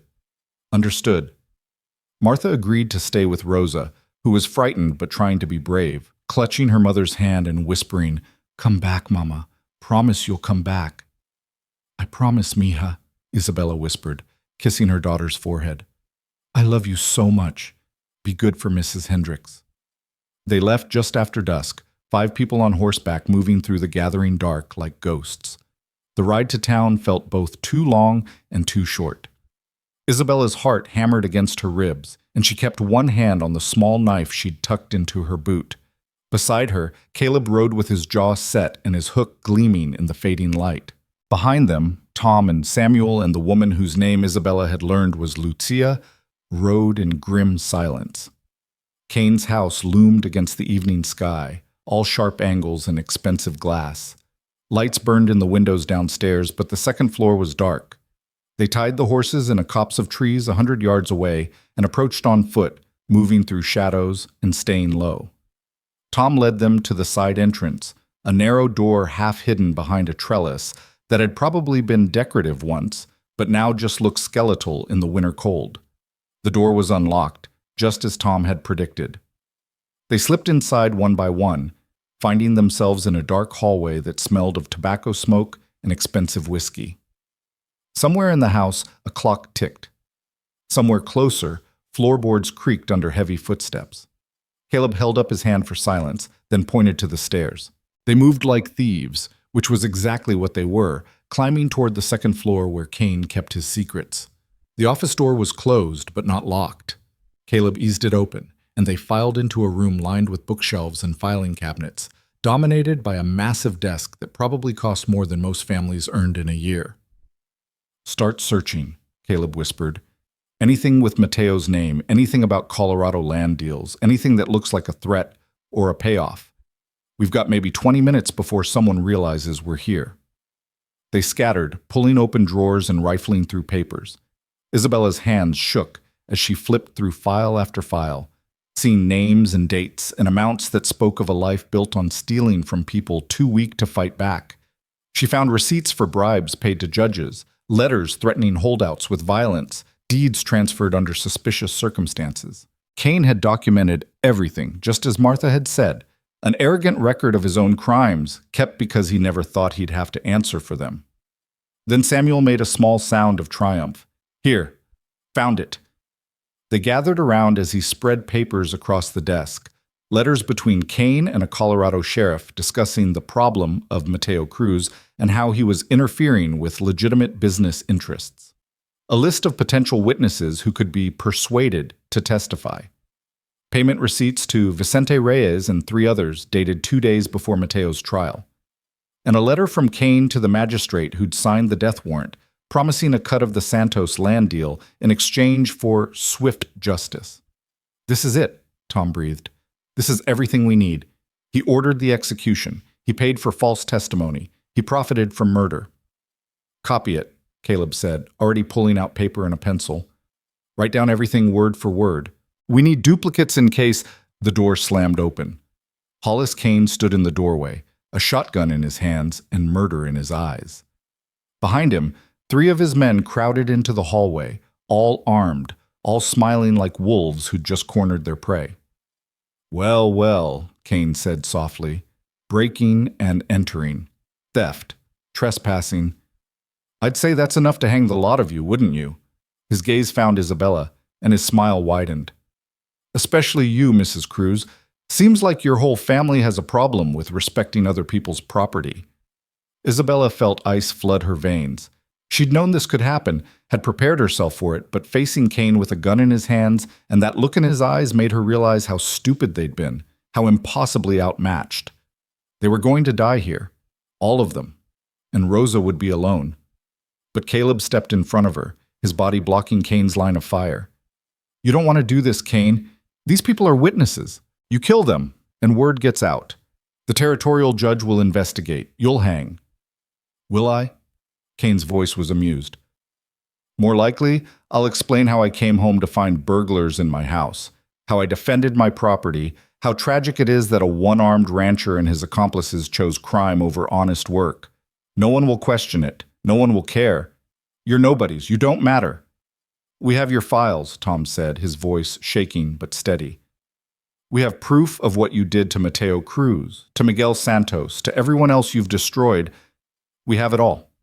Kane's expression didn't change, but something flickered in his eyes, calculation, measuring the threat. Then he shrugged. Then I'll burn the proof, and I'll burn you with it. Makes no difference to me. He raised the shotgun, and Isabella knew in that moment that he meant it. He was going to kill them all, burn the evidence, and walk away clean because that's what men like him always did. They won because good people were too afraid to fight back. Because the world was built to protect power instead of justice. Because the window exploded. Glass shattered inward as something heavy crashed through it.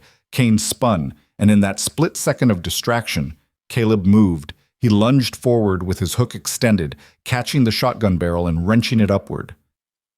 The gun went off with a deafening roar, blowing a hole in the ceiling. Plaster rained down as Kane stumbled backward, cursing. Through the broken window came Martha Hendricks, moving faster than any woman her age should be able to move, a heavy iron poker in her hands. Behind her, somehow impossibly, was Rosa, Martha's hand tight around the little girl's wrist. You should have stayed at the ranch, you bastard! Martha snarled at Kane.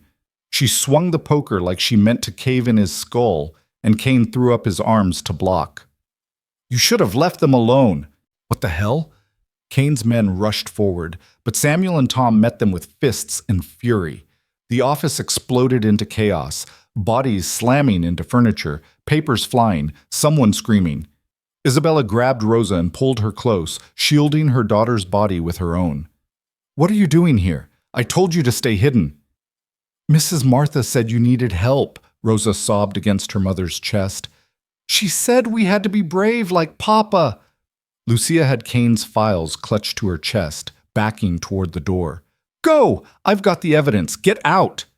Caleb and Kane were locked together, struggling for control of the shotgun. Kane was bigger, stronger, but Caleb had rage on his side, and the memory of Mateo's face as they dragged him to the gallows. He brought his knee up hard into Kane's gut, and the man doubled over with a grunt of pain. You killed my brother, Caleb snarled, slamming Kane against the wall. You destroyed his family. You need to answer for that.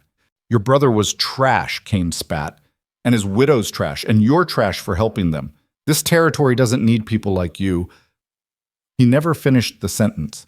Isabella had pulled the knife from her boot, and now she pressed it against Kane's throat, her hand steady despite the fear coursing through her. My husband was worth 1,000 men like you, she said quietly. He died because he believed people deserved justice. So that's what we're going to give them, your justice, the kind you gave Mateo. For the first time, fear flickered across Kane's face. He stared at this small Mexican woman holding a knife to his throat and saw his own death looking back at him. You won't do it, he whispered. You're not a killer. No, Isabella agreed, but I'm willing to become one. For my daughter, for my husband's memory. Are you willing to bet your life that I won't? The standoff lasted 3 seconds that felt like 3 hours. Then Tom Chen's voice cut through the chaos. Sheriff's coming. I can see his lantern. Kane smiled despite the knife at his throat. You're done. He's my man. He'll arrest you all, and I'll bury you so deep no one will ever find you. But when the sheriff burst through the door, he wasn't alone. Behind him came 6 townspeople, then a dozen, then more.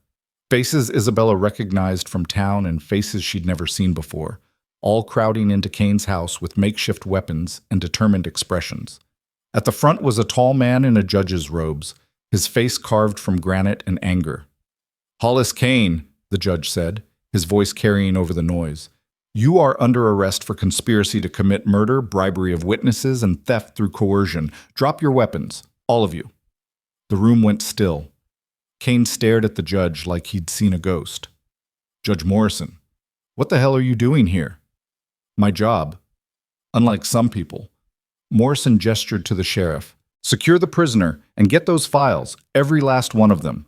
As the sheriff moved to obey, Kane's men backing down in the face of overwhelming numbers, the judge turned to Caleb and Isabella. "Tom Chen rode to my house 3 hours ago, told me everything. I've been looking for a reason to bring Kane down for 20 years, but he's been too careful, too protected. You handed me that reason." He looked at the files in Lucia's hands. "Is that what I think it is?" "Evidence," Caleb said. "Everything you need to hang him." "Then that's what we'll do." Come morning, Kane stands trial, real justice. Morrison's expression was grim. "I can't promise it'll be easy. He's got friends in high places. But with this evidence, with witnesses willing to testify, we've got a chance." Isabella lowered her knife, her whole body shaking. Rosa clung to her, crying quietly. Around them, townspeople were securing Kane's men, gathering evidence, murmuring among themselves. Caleb moved to stand beside Isabella, his hand settling on her shoulder. "You did it," he said quietly. "You got justice for Mateo." "We're not done yet," Isabella replied. But for the first time since her husband's death, she felt something that might have been hope stirring in her chest. They'd survived. They'd fought back. And maybe, just maybe, the world could be made to answer for what it had done to good people who deserved better. Outside, the night was cold and dark and full of uncertainty. But inside Kane's house, surrounded by allies they hadn't known they had, 3 people who'd started this fight alone realized they'd never have to fight alone again. The trial began 3 days later in the courthouse that doubled as a church on Sundays, the same building where Kane had once sat in judgment of others and decided their fates with the casual cruelty of a man who believed himself untouchable. Now he sat in chains at the defendant's table, his expensive suit rumpled, his face a mask of barely controlled rage.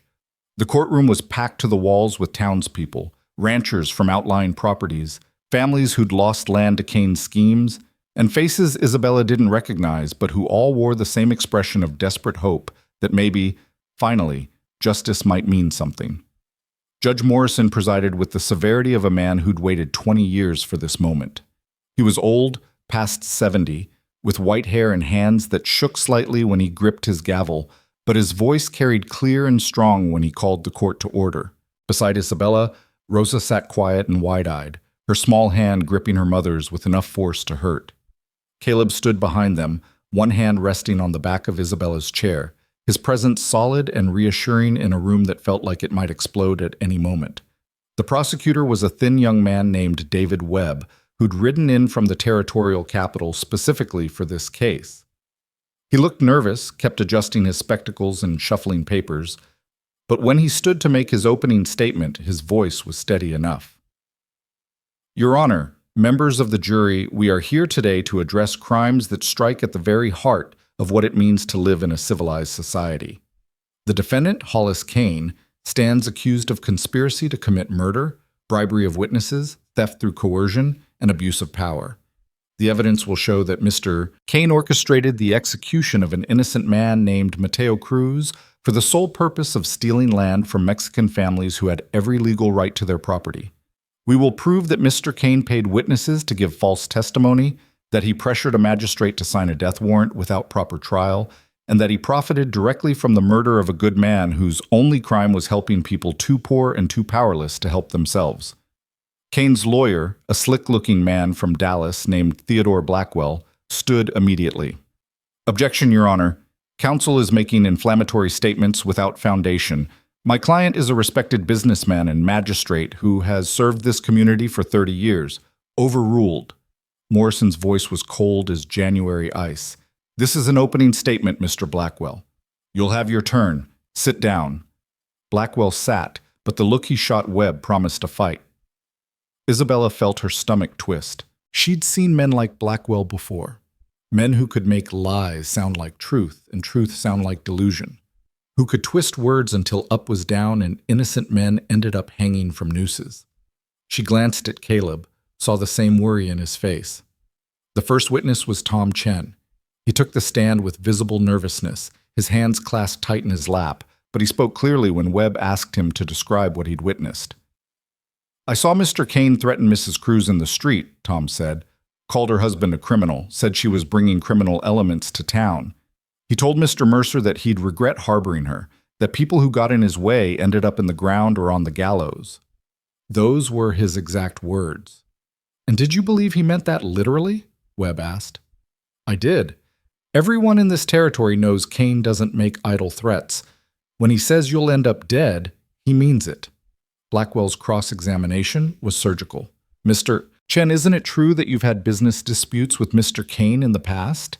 That he refused to extend you credit at the grain warehouse?" "That's true, and isn't it also true that you hold a grudge against my client for that refusal? That you've been heard complaining about him in your establishment?" Tom's face flushed. "I complained because he tried to charge me double what he charged white business owners. That's not a grudge. That's objecting to being cheated." "So you admit you have negative feelings toward my client, that your testimony might be colored by personal bias?"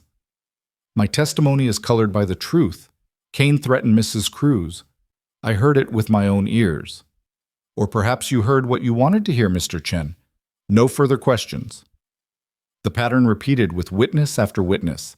Martha Hendricks testified about the deed transfers she'd uncovered, about the suspicious timing of Miguel Santos's land sale.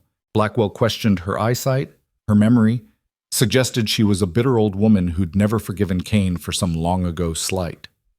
Samuel Wright testified about seeing Kane's men threaten people who refused to sell their property. Blackwell painted him as a drunk with failing faculties who couldn't be trusted to remember his own name, never mind details of conversations from months ago. By the third day, Isabella could feel hope beginning to curdle in her chest. Blackwell was good, too good, and the jury was starting to look uncertain.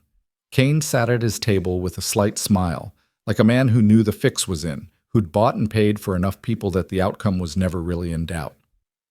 Then Webb called Lucia Mendoza to the stand. She wore her best dress, a faded blue thing that had been mended so many times it was more patches than original fabric, and she held her head high as she was sworn in. When Webb asked her to identify herself, she spoke in clear, careful English that held only a trace of accent. "My name is Lucia Mendoza. Miguel Santos was my cousin. He owned land in Colorado, good land by the river that his father had homesteaded 30 years ago. Hollis Kane wanted that land." "And what happened when your cousin refused to sell?" "Kane sent men.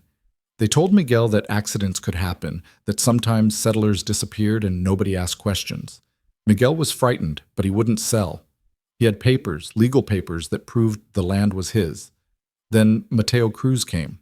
He was helping families like ours get our documentation in order, making sure we had everything filed proper with the territory. He was teaching Miguel how to read the legal papers so nobody could trick him into signing them away." "And then?" Lucia's voice hardened. "And then suddenly Mateo was arrested. They said he was a smuggler, said he'd been taking money to sneak criminals across state lines. It was all lies. Mateo Cruz never took a penny from anybody. He helped people because he believed it was right, not for profit. But they had witnesses, people who stood up in court and swore Mateo had taken their money." "Do you know any of those witnesses?" "I know Vicente Reyes. He was one of the families Mateo helped. Vicente testified that he'd paid Mateo $50 in gold for passage, but that was a lie. Vicente didn't have $50. None of us did. We were poor. That's why we needed help." Webb pulled out a document. "Your Honor, I'd like to enter into evidence this bank record showing a deposit of $100 into Vicente Reyes' account 3 days before Mateo Cruz's trial. The deposit was made by Hollis Kane." The courtroom erupted. Morrison banged his gavel, shouting for order. Kane was on his feet, his face purple with rage. "That's a forgery! I never—" "Sit down, Mr. Kane, or I'll hold you in contempt." Morrison's voice cracked like a whip. "Continue, Mr. Webb." "The evidence shows that Mr. Kane paid Vicente Reyes $100. 2 days later, Mr. Reyes testified that Mateo Cruz had taken $50 from him for illegal services. Mrs. Mendoza, do you believe Vicente was telling the truth?" "No. I believe he was scared. I believe Kane threatened him, maybe threatened his family, and then offered him money to lie. Vicente was a weak man." He chose survival over honor. Lucia's eyes found Cain across the courtroom. But I will not. My cousin Miguel signed over his land 3 days after Cruz was executed. Cain took everything from him, and 6 months later, Miguel was dead. The doctors said heart attack, but I know better. I know what it looks like when a man dies of a broken heart, of shame, of knowing he couldn't protect what was his. Blackwell's cross-examination was vicious. He attacked Lucia's credibility, her immigration status, her English, her relationship with her cousin. He suggested she was lying for money, for attention, for revenge. But Lucia didn't waver. She sat in that witness box with her spine straight and her eyes clear and answered every question with the same steady truth. When she finally stepped down, Isabella met her in the aisle. They didn't speak, just held each other for a moment. Two women who'd lost everything to the same evil man and had found the courage to stand up anyway. The next witness changed everything. Vicente Reyes walked into that courtroom like a man heading to his own execution, his face gray with fear and shame. He wouldn't look at Cain, wouldn't look at anyone except his own feet as he was sworn in. When Webb asked him if he'd testified at Mateo Cruz's trial, he nodded once, barely visible. "Mr. Reyes, did you tell the truth at that trial?" Silence. The courtroom held its breath. "Mr. Reyes, I remind you that you are under oath. Did you tell the truth when you testified that Mateo Cruz took money from you?" "No." The word came out as a whisper. "No, I lied." The courtroom exploded again. Morrison's gavel cracked like gunfire. Cain was shouting, Blackwell was objecting, and Vicente Reyes sat in the witness box with tears streaming down his face. "Order! I will have order!" Morrison's voice cut through the chaos. When the room finally quieted, he turned to Vicente. "Mr. Reyes, you are admitting to perjury in a capital case. Do you understand the implications of that?" "I understand." Vicente's voice was stronger now, as if confessing had freed something in him. "I lied. Mateo Cruz never took money from me. He helped my family out of kindness, out of goodness. He was a saint compared to men like Cain." "Then why did you lie?" Webb asked gently. "Because Cain's men came to my house. They said if I didn't testify, they'd burn my home with my children inside. They said accidents happen to people who didn't cooperate. Then they gave me money, $100, and said it was just to help me remember things correctly. I was a coward. I chose my children's lives over an innocent man's. I've lived with that shame every day since." Vicente finally looked up, his eyes finding Isabella. "I'm sorry. I'm so sorry. Your husband was a good man, and I helped kill him. I will carry that sin to my grave." Isabella couldn't breathe. She'd known intellectually that the witnesses had been coerced or bribed, but hearing Vicente say it, hearing the shame and guilt in his voice, made it real in a way it hadn't been before. Mateo had died because good people had been too afraid to do the right thing. He'd died because the world rewarded cowardice and punished courage. He'd died alone and afraid, screaming his innocence while people who knew the truth stayed silent. She stood up, and the courtroom went quiet. Rosa grabbed for her mother's skirts, frightened, but Isabella gently freed herself and walked to the witness box. She stood in front of Vicente Reyes, this man who'd helped murder her husband, and looked him in the eyes. "Do you have children, Mr. Reyes?" she asked quietly. "3. 2 girls and a boy. I have one daughter, Rosa. She was 3 years old when they hanged her father. She doesn't remember much about him now. His voice, his laugh, the way he used to call her his little desert flower. Those memories fade. But she'll remember forever that her father died because people were too afraid to tell the truth." Isabella's voice broke. "I don't forgive you, Mr. Reyes. I don't think I can, but I understand why you did it. And I pray that you teaching your children to be braver than you were, to stand up even when it's hard, even when it's dangerous. That's all we can do. Make sure the next generation is better than we were." She turned and walked back to her seat, and the silence in that courtroom was absolute. Even Cain had stopped his muttering, struck silent by the dignity of a woman who had every right to scream for vengeance but chose grace instead. The next witness was Caleb. He took the stand with visible discomfort, his empty right sleeve pinned and his hook resting on the rail of the witness box. Webb had him identify himself, then asked about his relationship with Mateo Cruz. "He saved my life during the war," Caleb said simply. "Dragged me 3 miles to a field hospital after I took shrapnel to the arm. I wouldn't be here without him." "And did he write to you before his execution?" "Yes." Caleb pulled the letter from his coat pocket, the paper soft from handling. "He asked me to take care of his wife and daughter if they ever needed help. He said he was being executed for crimes he didn't commit, but there was nothing to be done. He said the magistrate who signed his death warrant was in Kane's pocket, that the whole thing was arranged to steal land from families who couldn't fight back." "Did he name Hollis Kane specifically?" "He did. Said Kane wanted him dead because he was helping people keep their property, helping them understand their legal rights. Said Kane couldn't steal from people who knew what they owned and how to protect it." Webb entered the letter into evidence. Blackwell tried to argue it was hearsay, the ravings of a condemned criminal, but Morrison allowed it over his objections. Then Blackwell stood for cross-examination, and his smile was sharp as broken glass. "Mr. Mercer, you've testified that Mateo Cruz saved your life. Would it be fair to say you feel indebted to him?" "It would. And that debt, that feeling of obligation, might it color your perception of the facts? Might it make you willing to believe accusations against my client even without solid proof?" "I believe the accusations because they're true. The proof is in those files we found in Kane's office. Payment records, threatening letters, documentation of land theft. That's not perception, that's fact. Files obtained through illegal breaking and entering. Files that could have been tampered with, altered, even planted by people with an agenda." Blackwell's voice was smooth. "Mr. Mercer, isn't it true that you were court-martialed during the war for striking a superior officer?" Caleb's jaw tightened. "Yes." "And the charges were dropped only because that officer was later found to be selling military supplies for personal profit?" "That's correct." "So you have a history of acting on your own judgment, of deciding you know better than authority, of taking justice into your own hands. Isn't that what you did here? Decided my client was guilty and broke into his home to find evidence to support your preconceived conclusion?" "I broke into his home because he threatened to kill a widow and her child, because he'd already killed one innocent man and was planning to kill more, because someone had to stop him and the law wasn't going to do it." "The law wasn't going to do it, or you didn't trust the law?" "There's a difference, Mr. Mercer. One is necessity, the other is vigilantism." Caleb leaned forward, his eyes hard.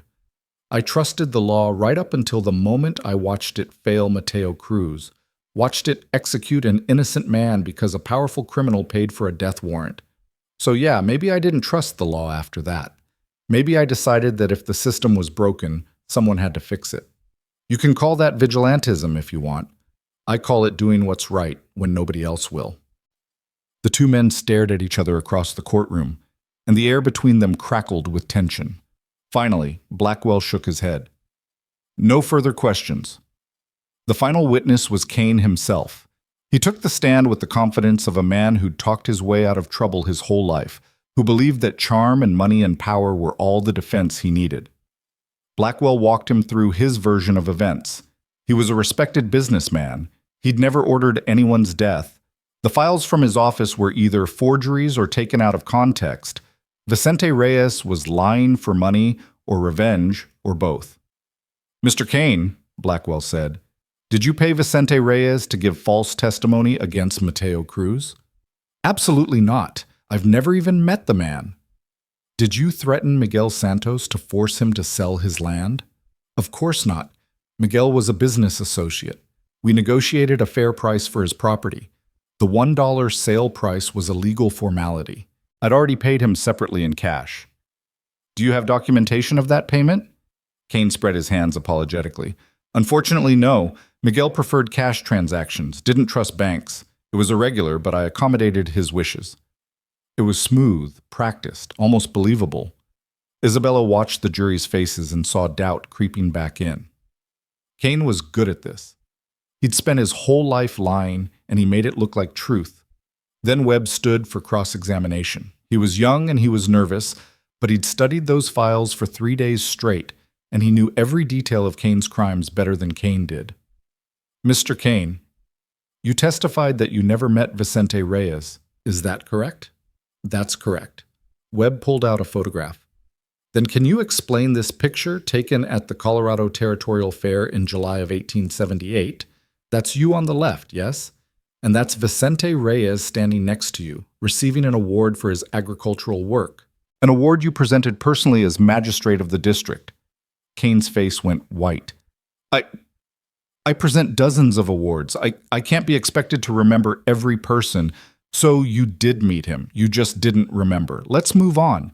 You testified that you paid Miguel Santos separately in cash for his land. How much did you pay him? $2,000. Fair market value. And you have no documentation of this? As I said, Miguel preferred. Mr. Kane, Miguel Santos's wife testified yesterday that her husband never saw a penny beyond the $1 on the deed. She said you threatened to destroy their family if Miguel didn't sign. Are you calling her a liar? I'm saying she's mistaken. Grief can do strange things to memory. Let's talk about Mateo Cruz. You testified you had nothing to do with his execution, but here's a letter from you to Magistrate William Hawkins in Colorado dated 2 weeks before Cruz's arrest. You write, the Cruz problem must be dealt with immediately. He's turning these people into lawyers, making them understand their rights. If we don't act now, we'll lose the Santos property and others like it. How do you explain that letter, Mr. Kane? That's been taken out of context. Context, I see. Here's another letter, dated 3 days before Cruz's trial. I've secured testimony from 4 witnesses. The payment will be made upon successful conviction. What payment, Mr. Kane? What were you paying for? Legal fees. I was helping the prosecution. You were helping them by bribing witnesses to lie. Webb's voice cracked like thunder. You orchestrated the murder of an innocent man because he was helping poor families keep their property. You used your power as magistrate to sign death warrants and steal land. You built your empire on the bodies of people who couldn't fight back. And now you sit here and lie, under oath, because you think you're above the law, because you think you'll always get away with it. Kane was sweating now, his composure cracking. You don't understand how business works. You don't understand what it takes to build something in this territory. I understand murder. I understand theft. I understand that you killed Mateo Cruz and Miguel Santos, and God knows how many others, and you did it for money, for land, for power. Webb turned to the jury. This man is a killer. The evidence proves it. Vicente Reyes confirmed it, and unless we hold him accountable, he'll keep killing until there's nobody left brave enough to stand against him. The courtroom was silent.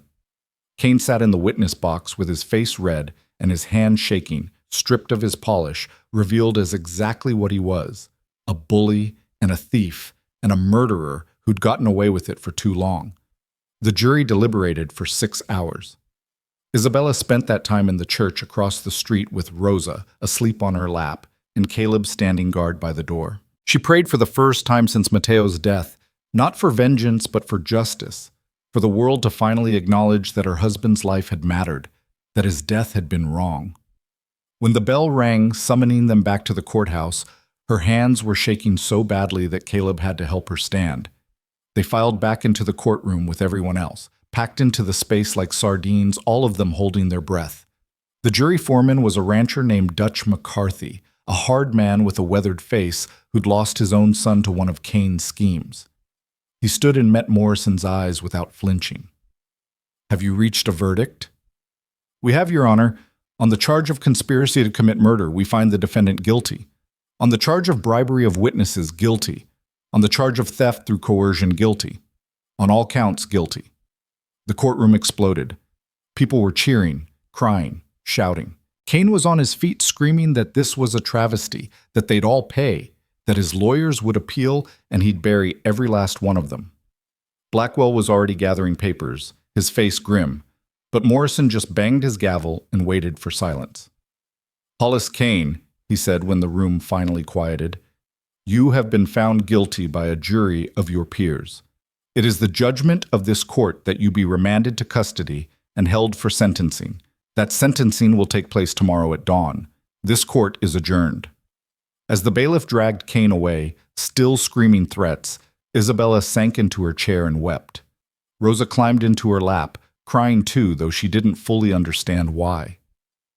Caleb's hand settled on Isabella's shoulder, his grip tight enough to hurt, and she reached up to cover it with her own. "We did it," she whispered. "Mateo, we did it. We got justice for you." Around them, people were celebrating, but Isabella just held her daughter and cried for the man who should have been here to see this, who died believing the world would never care that he tried to do right. She cried for Miguel Santos and everyone else Cain had destroyed. And she cried for herself, for the woman she'd been before all this, who'd believed that goodness was enough, that justice would prevail without people having to bleed for it. That night, they stayed in town at Martha Hendrick's house. Martha made dinner while Rosa played with a cloth doll someone had given her, and Isabella sat at the table watching her daughter laugh for the first time in what felt like forever. Caleb stood at the window, staring out at the dark street, his expression unreadable. "What are you thinking?" Isabella asked quietly. "That it's not over. Cain's lawyers will appeal. They'll drag this out for months, maybe years. And even if the conviction holds, even if they hang him, there are more like him out there. More powerful men who think they can do whatever they want." "I know." Isabella stood and moved to stand beside him. "But we beat one. That's more than most people ever do. And maybe if enough people see that it's possible, that the powerful can be held accountable, things will start to change." That's a lot of hope to rest on one verdict. Hope is all we have. It's all Mateo had when he was helping those families, all he left us when he died. We can honor that. We can keep fighting, not for revenge, but for the world he believed was possible. She paused, then added softly, "And we don't have to fight alone anymore. We have people. We have community. We have each other." Caleb looked down at her, this small, fierce woman who'd walked through hell and somehow come out the other side, still believing in goodness. "What happens now, after the sentencing? We go home, we plant crops. We raise Rosa, we build something that would make Mateo proud." Isabella smiled, and it was tired but genuine. "We live, Caleb. That's the best revenge against men like Cain. We survive and we live, and we refuse to let them destroy us." The next morning, they stood in the courthouse square with half the town as the sun rose over the prairie. Cain was brought out in chains, his expensive suit replaced with prison gray, his face pale but defiant. Morrison read the sentence in a voice that carried across the silent crowd: "Death by hanging for conspiracy to commit murder, to be carried out immediately." Cain spat curses at them all, swore his lawyers would overturn this, that he'd see every last one of them destroyed. But when they put the noose around his neck, his voice finally faltered. He looked at Isabella standing in the front row with Rosa pressed against her side and Caleb's hand on her shoulder, and something that might have been fear flickered across his face. "You think you've won," he said, his voice hoarse. "You think justice means something. But men like me, we always come back. There's always someone else willing to take what they want and damn the consequences." "Maybe," Isabella said quietly, "but we'll be here to stop them. Every time. As many times as it takes." They pulled the lever. The trapdoor dropped. And Hollis Cain, who'd built an empire on stolen land and murdered innocents, finally paid for his crimes at the end of a rope. Isabella didn't watch the end. She turned away and gathered Rosa close, covering her daughter's eyes. Behind her, she heard the crowd's reaction, some cheering, some gasping, some just silent. She felt Caleb's presence beside her, solid and steady. "Is it over?" Rosa whispered. "Yes, mija, it's over. We can go home now." They rode out of town that afternoon with Tom and Martha and Lucia following behind, bringing supplies and good wishes and promises to visit. The prairie stretched wide and endless under a winter sky that was finally starting to show hints of spring. Rosa fell asleep between her mother and Caleb, exhausted by days of tension and fear. Isabella watched her daughter's peaceful face and felt something loosen in her chest that had been tight since the day they'd hanged Mateo. Justice hadn't brought him back. It hadn't erased the grief or the anger or the hollow place his death had carved in her heart. But it meant his death hadn't been for nothing. It meant the world had finally acknowledged that his life had value, that the people he'd tried to help mattered, that truth could win against power if enough people were willing to fight for it. As they approached the ranch, Isabella saw the small house with new eyes. It wasn't much, a few rooms, a failing barn, land that needed work. But it was home. It was safety. It was the place where three broken people had found each other and built something worth protecting. "Thank you," she said to Caleb as he helped her down from the wagon. "For everything. For taking us in. For fighting for us. For being the man Mateo knew you were." Caleb looked uncomfortable with the gratitude, the way he always did when anyone acknowledged the good he'd done. "You don't need to thank me. Your family. I know, that's why I'm thanking you, because you chose us as family when you didn't have to. Because you gave Rosa a father when hers was taken away. Because you honored Mateo's memory better than I ever could have alone." Rosa woke up then, rubbing her eyes and looking around at the ranch with dawning recognition. "We're home?" "We're home, mija. Can I help Mr. Caleb feed the chickens?" "After dinner. Right now we need to unload the wagon." They worked together as the sun set, carrying supplies into the house, settling back into the rhythm of ranch life. And when the work was done and Rosa was asleep in the bedroom that was finally, truly hers, Isabella and Caleb sat by the fire with coffee warming their hands and the silence comfortable between them. "What do we do now?" Caleb asked. "Really?" Isabella thought about it, about the life stretching ahead of them, about the ranch and the town and the community they'd found. "We do what Mateo would have done. We help people. We fight for what's right. We teach Rosa to be brave and kind and to never back down from bullies. And we build something good out of all this grief." "That's a tall order." "Yes, but we've done harder things." She smiled at him across the fire. "And we'll do it together. All three of us. The family Mateo left behind, and the brother who kept his promise." Outside, the wind had finally stopped howling. The brutal winter was loosening its grip, and somewhere in the dark, spring was gathering strength for its return. Inside the small house on the Texas prairie, three people who'd survived the worst the world could throw at them finally began to believe that maybe, just maybe, survival wasn't enough. Maybe they could actually live. Spring came slowly to the Texas Panhandle, arriving not with fanfare but with quiet persistence. The frost retreated inch by stubborn inch, revealing grass that had survived the winter buried beneath ice and snow. Caleb was the first to notice the change, standing in the barn doorway one morning in late March and seeing actual green poking through the brown. It seemed impossible after the brutal months they'd endured, but there it was, proof that nothing stayed frozen forever, that even the harshest winter eventually had to yield to something gentler. He was still staring at that green grass when Isabella found him, Rosa trailing behind her with a basket of eggs clutched carefully in both hands. The little girl had grown in the months since the trial, not just taller, but stronger, her face filling out with regular meals and her eyes losing that haunted wariness that had made her seem so much older than her years. "Planning to stand there all day watching the grass grow?" Isabella asked, amusement coloring her voice. "Because if you are, there's a fence that needs mending and a plow that won't sharpen itself." Caleb turned to face her, and something in his expression made her smile fade.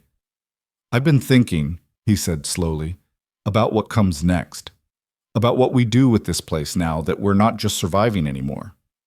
"What do you mean?" He gestured to the ranch around them, the small house and failing barn and 11 head of cattle that barely constituted a herd. "This isn't enough. Not for 3 people. Not for a future. We need something more, something that matters. Something Mateo would have built if he'd lived to do it." Isabella set down the bucket she'd been carrying and moved to stand beside him, following his gaze across the property. "What are you proposing?" "The trade road runs right past our gate. You've seen the travelers, people heading west looking for land, families trying to start over, folks who've got nothing but hope and determination. They need places to stop, places to rest and get a meal and maybe hear that things might work out after all." Caleb paused, then said quietly, "I want to build an inn, a real one, with rooms and a kitchen and a barn big enough to stable horses. A place where people who've been knocked down can stop and catch their breath before they keep going." Isabella stared at him, her mind working through the logistics, the costs, the sheer impossibility of what he was suggesting. They barely had enough to keep themselves fed through the summer. Building an inn would take money they didn't have, labor they couldn't afford, and time that would need to be stolen from the daily work of keeping the ranch running. It was absurd. It was impractical. It was exactly the kind of dream Mateo would have chased with both hands and a heart full of hope. "You're serious?" she said finally. I am. I know it sounds crazy. I know we don't have the resources, but people in town, they'd help.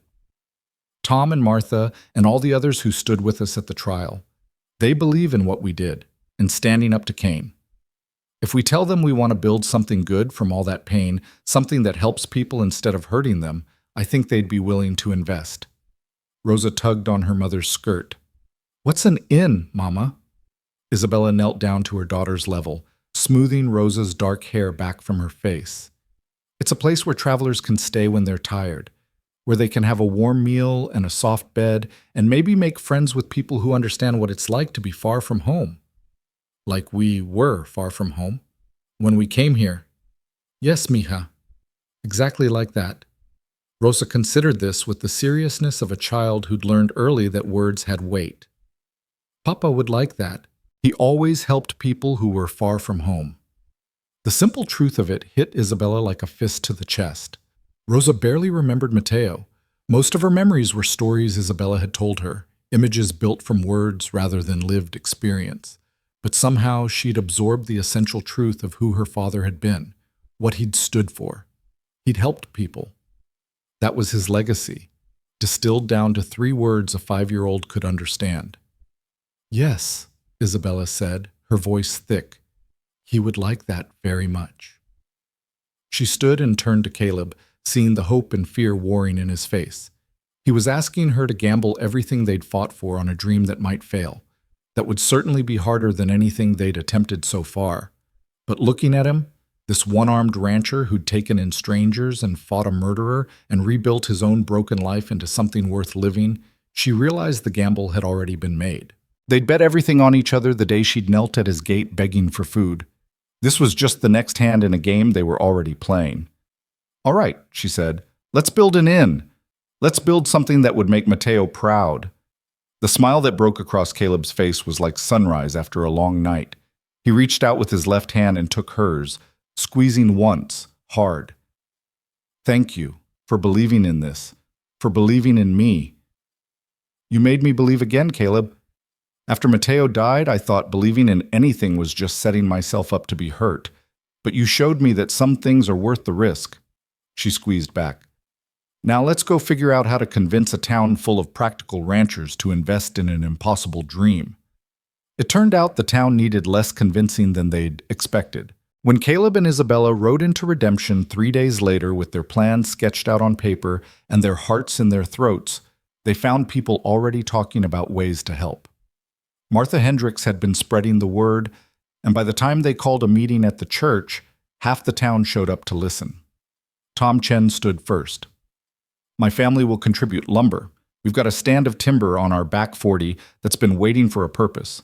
This seems like a good one. Samuel Wright offered labor. I'm too old to do much heavy lifting, but I can still work a saw and hammer nails. Count me in. Lucia Mendoza pledged to help with cooking and cleaning once the inn was built. My cousin would want his memory to be part of something like this. Let me honor him by feeding the people you shelter. One by one, people stood and offered what they could. Materials, labor, money, expertise. A young carpenter named James McCarthy, Dutch's surviving son, volunteered to oversee the construction. A widow named Ellen Price said she'd donate bedding and linens from her late husband's store. Even people who'd been neutral during the trial with Cain, who'd kept their heads down and their opinions quiet, came forward now to be part of something they could be proud of. By the end of the meeting, they had enough commitments to start building. Not enough to finish, not by a long shot, but enough to begin. Sometimes, Isabella was learning, beginning was the hardest part. Once you started, once you put that first nail in that first board, momentum could carry you further than you'd thought possible. They broke ground in April. Caleb marked out the foundation while James McCarthy directed the placement of support beams. They decided to build on the spot where the old barn had stood, expanding outward to create a 2-story structure with 6 guest rooms upstairs, a large common room and kitchen downstairs, and a new barn out back for travelers' horses. It was ambitious, maybe too ambitious, but they'd learned that playing it safe was just another way of dying slowly. Rosa appointed herself assistant to everyone, carrying tools and water, holding boards steady while men nailed them in place, asking 1,000 questions about why things had to be done certain ways. She was fearless in a way that made Isabella's heart ache, climbing ladders and exploring half-finished rooms with the confidence of a child who'd learned that not all adults were dangerous, that some would catch you if you fell. "She's so much like Mateo," Isabella said to Caleb one evening as they watched Rosa chase fireflies in the dusk, her laughter bright as bells. "That absolute certainty that the world will be good to her if she's good to it. I lost that after he died. I don't know if I'll ever get it back." "You don't need to be exactly like him," Caleb said. "You just need to make sure she knows he existed, that he mattered. The rest will sort itself out." Isabella looked at him, at this man who'd become so central to her life that she couldn't remember what it had felt like before he was there. "Can I ask you something?" "Anything." "Why haven't you ever asked for more? From this? From us? You've given us everything, your home, your safety, your life. You fought Cain knowing you might die. You're building this inn that will take years to profit from. But you've never once asked what you get out of it beyond the satisfaction of keeping a promise to a dead man." She paused. "Don't you want something for yourself, Caleb? Don't you deserve something beyond debt and duty?" The question hung in the air between them, heavy with implications neither of them had been brave enough to voice before. Caleb was quiet for a long moment, staring at the darkening sky. When he finally spoke, his voice was rough. "I was dead before you came here. Not literally, but in every way that mattered. I'd given up on the idea that my life could be anything but an apology for surviving when better men died. Then you showed up at my gate with Rosa in your arms, and suddenly I had a reason to get up in the morning. You gave me that, Isabella. You and Rosa. So when you ask what I get out of this, the answer is everything. I get to matter again. I get to be part of something bigger than my own guilt and grief. That's not nothing. That's everything. But it's not just about us. It can't be just about keeping Mateo's memory alive. At some point, it has to be about what you want, what you need." He turned to face her fully, and there was something in his eyes that made her breath catch. "What if what I want is this? This family we've built, this life we're creating? What if I want to watch Rosa grow up strong and brave? What if I want to build this inn with you and help people and sit on the porch when we're old and remember the day we beat a killer? What if all of that is enough? And what about love?" The words slipped out before Isabella could stop them, too raw and too honest. "What about wanting someone to hold you at night and tell you you're enough exactly as you are? What about needing more than duty and purpose? What about being happy, Caleb, not just useful?" The silence stretched taut as wire. Rosa's laughter drifted across the yard, innocent and unaware of the adult complications unfolding on the porch. Caleb's hand moved to cover Isabella's where it rested on the railing, his calloused palm warm against her fingers. "I am happy," he said quietly. "Happier than I ever thought I'd be again. And if you're asking whether I feel more for you than debt or obligation..." He broke off, shaking his head. "Isabella, I fell in love with you somewhere between watching you scrub my barn floor and seeing you hold a knife to Cain's throat. I love the way you're fierce and gentle at the same time, the way you fight for Rosa with everything you have, the way you've taken this broken ranch and started turning it into something that matters. I love you. I have for months. I just didn't think I had the right to say it out loud." Isabella felt tears slide down her face, but they weren't sad tears. "Why didn't you think you had the right?" "Because I'm not Mateo. I'll never be him. And I didn't want you to think I was trying to replace him or take advantage of your grief. You've lost so much. I didn't want to be one more man demanding something from you when you'd already given everything." She turned her hand in his, lacing their fingers together. "You're right. You're not Mateo, but that's not a failing, Caleb. That's just truth. Mateo was my first love, and I'll carry him in my heart until I die. But he's gone. And you're here. You're alive and real, and you've shown me that I can build a life after loss, that I can love again without betraying his memory. That's not replacing him. That's surviving. That's choosing to live instead of just existing. Are you saying..." He couldn't seem to finish the question. "I'm saying I love you too. I don't know when it happened. Maybe it was when you gave Rosa your bed that first night. Maybe it was when you rode to the county seat to buy us time, even though you knew Cain's men might kill you. Maybe it was watching you teach my daughter to write her letters with so much patience and care. But somewhere along the way, you stopped being the man who owed Mateo a debt and became the man I can't imagine living without.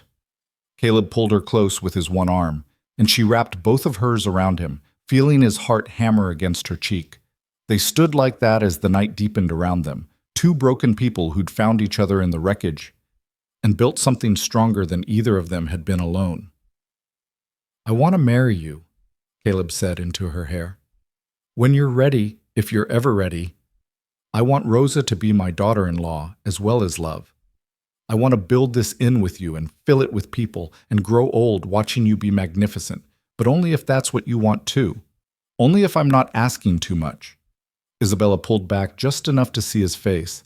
"You're not asking too much. You're asking for exactly what I want to give.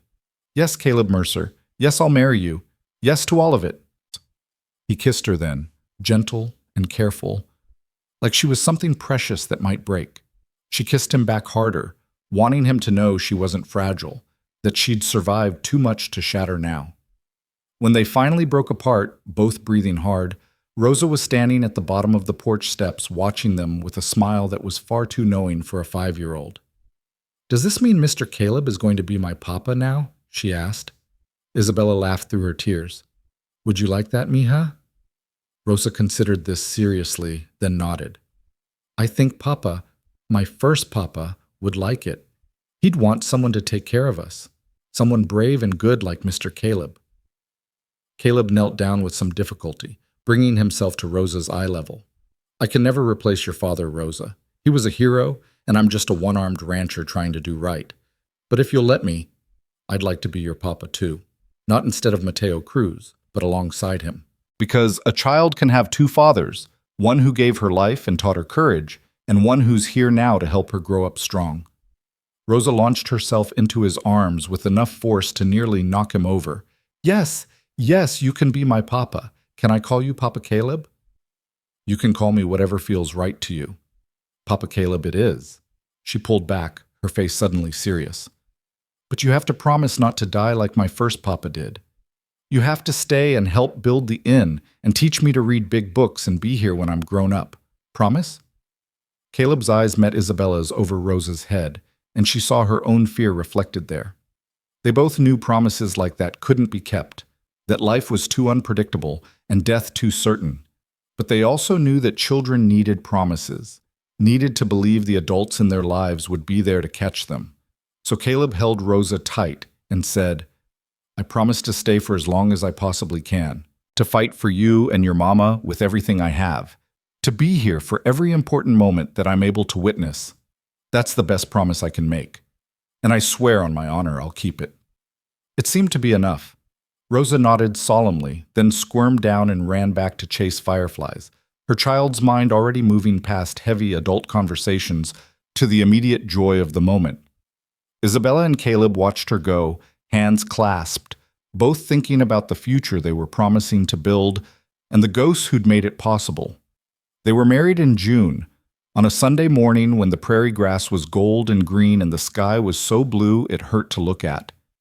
Judge Morrison performed the ceremony in the half-finished inn, surrounded by the people who'd helped them survive Cain and build toward something better. Rosa stood between them holding a bouquet of desert marigolds she'd picked herself, the same flowers that had been stitched into Mateo's scarf. Isabella wore that scarf around her shoulders, honoring the man who'd brought them all together even in death. "Do you, Caleb Mercer, take Isabella Cruz to be your lawfully wedded wife, to have and to hold, in sickness and health, for richer or poorer, as long as you both shall live?" "I do."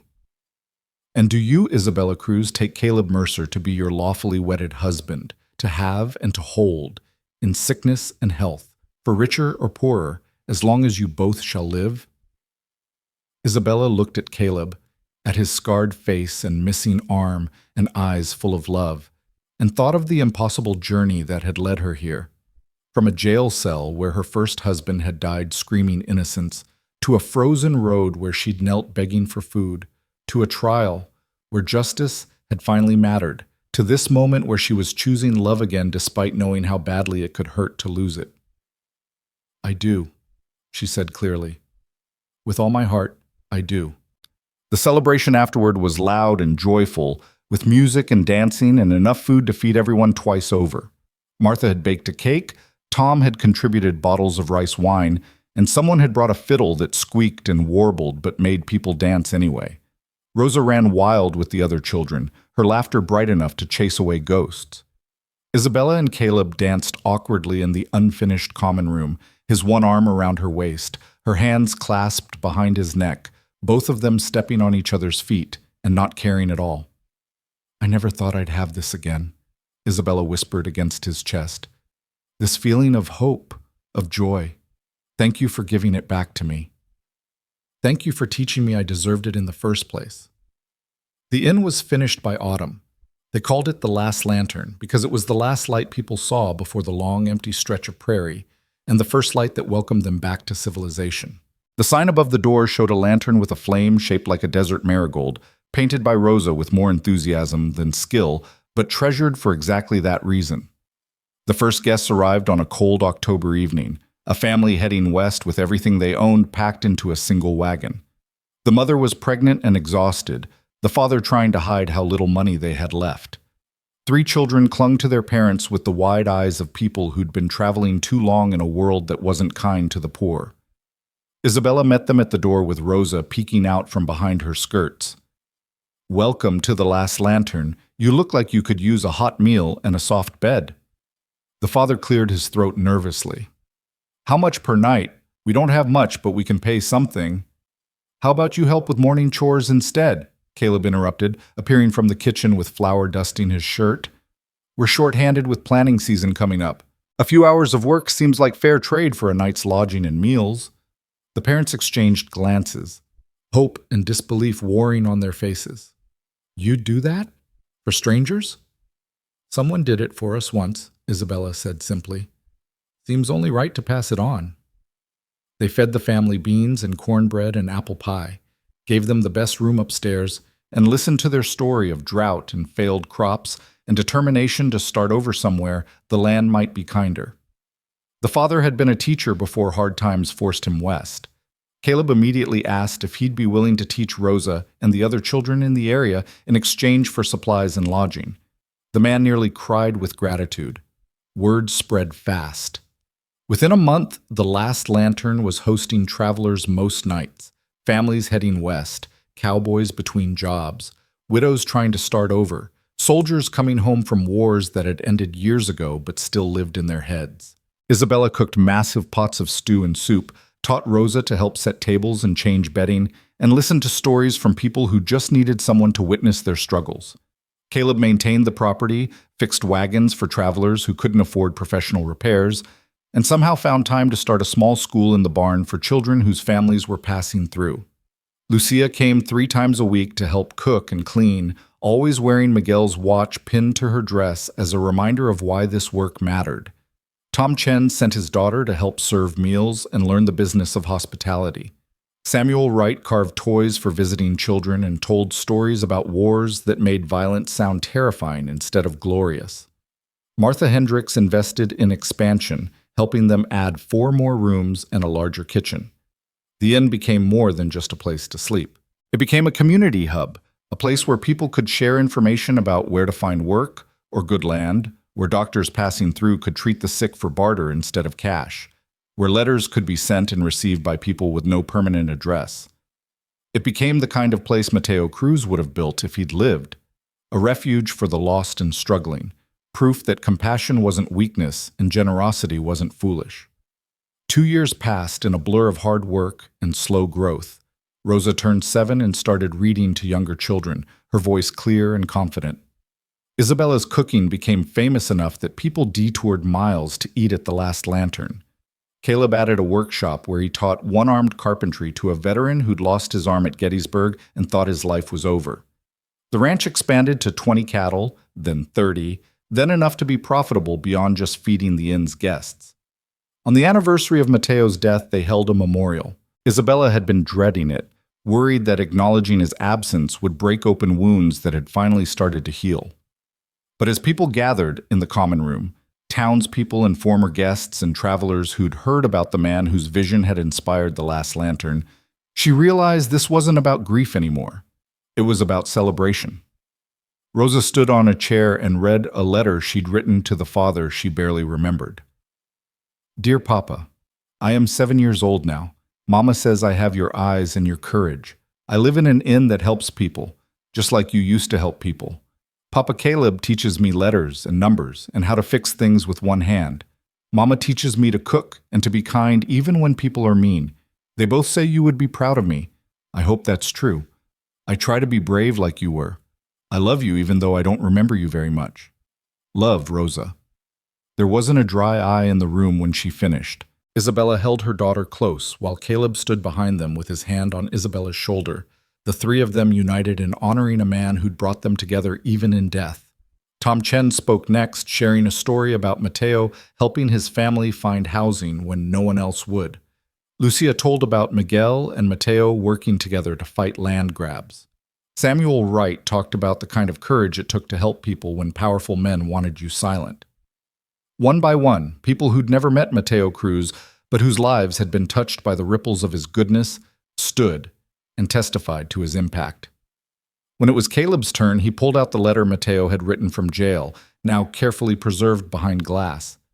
He read it aloud for everyone to hear, the plea to take care of Isabella and Rosa, the insistence that he didn't blame Caleb for anything, the hope that even if justice failed, kindness wouldn't. Mateo Cruz saved my life twice, Caleb said when he finished reading. Once on a battlefield in Arkansas, and once when he sent his family to my door and gave me a reason to stop drowning in guilt and start living again. I can't bring him back. I can't give Rosa her father or Isabella her first husband. But I can make damn sure his death meant something. I can make sure the world he believed in, where good people help each other and justice eventually wins, actually exists, at least in this corner of the prairie. That's his legacy. That's what we're all building here. And every person we help, every family we shelter, every child we teach, that's Mateo Cruz still fighting, still believing, still making the world better even though they hanged him for trying. The room erupted in agreement, people standing and clapping and wiping their eyes. Isabella felt something break open in her chest. Not grief this time, but release. She'd been carrying Mateo's death like a weight for 3 years, letting it define her, letting guilt about surviving and loving again poison the joy she'd found with Caleb and Rosa. But standing here, surrounded by proof that Mateo's vision had outlived him, that his death had inspired something bigger than one man's tragedy, she finally understood what Caleb had been trying to tell her all along. Survival wasn't betrayal. Building a new life wasn't forgetting. Loving again wasn't replacing. It was all just different ways of honoring someone who deserved so much better than the world had given him. The best way to remember Mateo wasn't to stop living in grief. It was to live so fully, so bravely, so generously that his values continued shaping the world long after his voice had been silenced. That night, after the guests had gone to bed and Rosa was asleep upstairs, Isabella and Caleb sat on the porch watching stars wheel overhead. The prairie stretched dark and vast around them, but the last lantern glowed behind them like a beacon, every lit window a promise that lost people could find their way home. "Do you ever regret it?" Isabella asked. "Taking us in, fighting Cain, building all this. You could have had a quiet life." "Quiet's overrated," Caleb said. "Besides, I had a quiet life before you came. It was killing me slower than a bullet, but just as surely. This," he gestured to the inn, the ranch, the life they'd built. "This is noisy and chaotic and exhausting, and I wouldn't trade it for anything. This is what it means to matter." Mateo would have liked you. If you'd met when you were both whole and healthy, if the war hadn't broken you both in different ways, I think you would have been friends even without the battlefield. I'd like to think so. Though knowing me, I probably would have been intimidated by how good he was at everything. Isabella laughed. He wasn't good at everything. He was terrible at cards, couldn't carry a tune to save his life, and he had this habit of losing things 5 seconds after he put them down. He was human, Caleb, flawed and imperfect and sometimes frustrating, but he tried. That's what made him good. Not that he was perfect, but that he kept trying even when it was hard. Like someone else I know. She leaned against him, fitting perfectly into the space beside his shoulder. We're quite a pair, aren't we? 2 broken people and a child building an inn for other broken people. It probably shouldn't work, but it does. but it does. They sat in comfortable silence, watching the stars and listening to the sounds of the inn settling for the night. Floorboards creaking, a child coughing, someone laughing softly in one of the rooms. These were the sounds of life continuing, of people finding shelter and rest and hope. These were the sounds Mateo Cruz had died trying to protect. 5 years after Isabella had first knelt at Caleb's gate begging for food, the last lantern had become a fixture of the territory. Travelers planning routes west marked it on their maps as a necessary stop. Families in trouble knew they could come here and find help without judgment.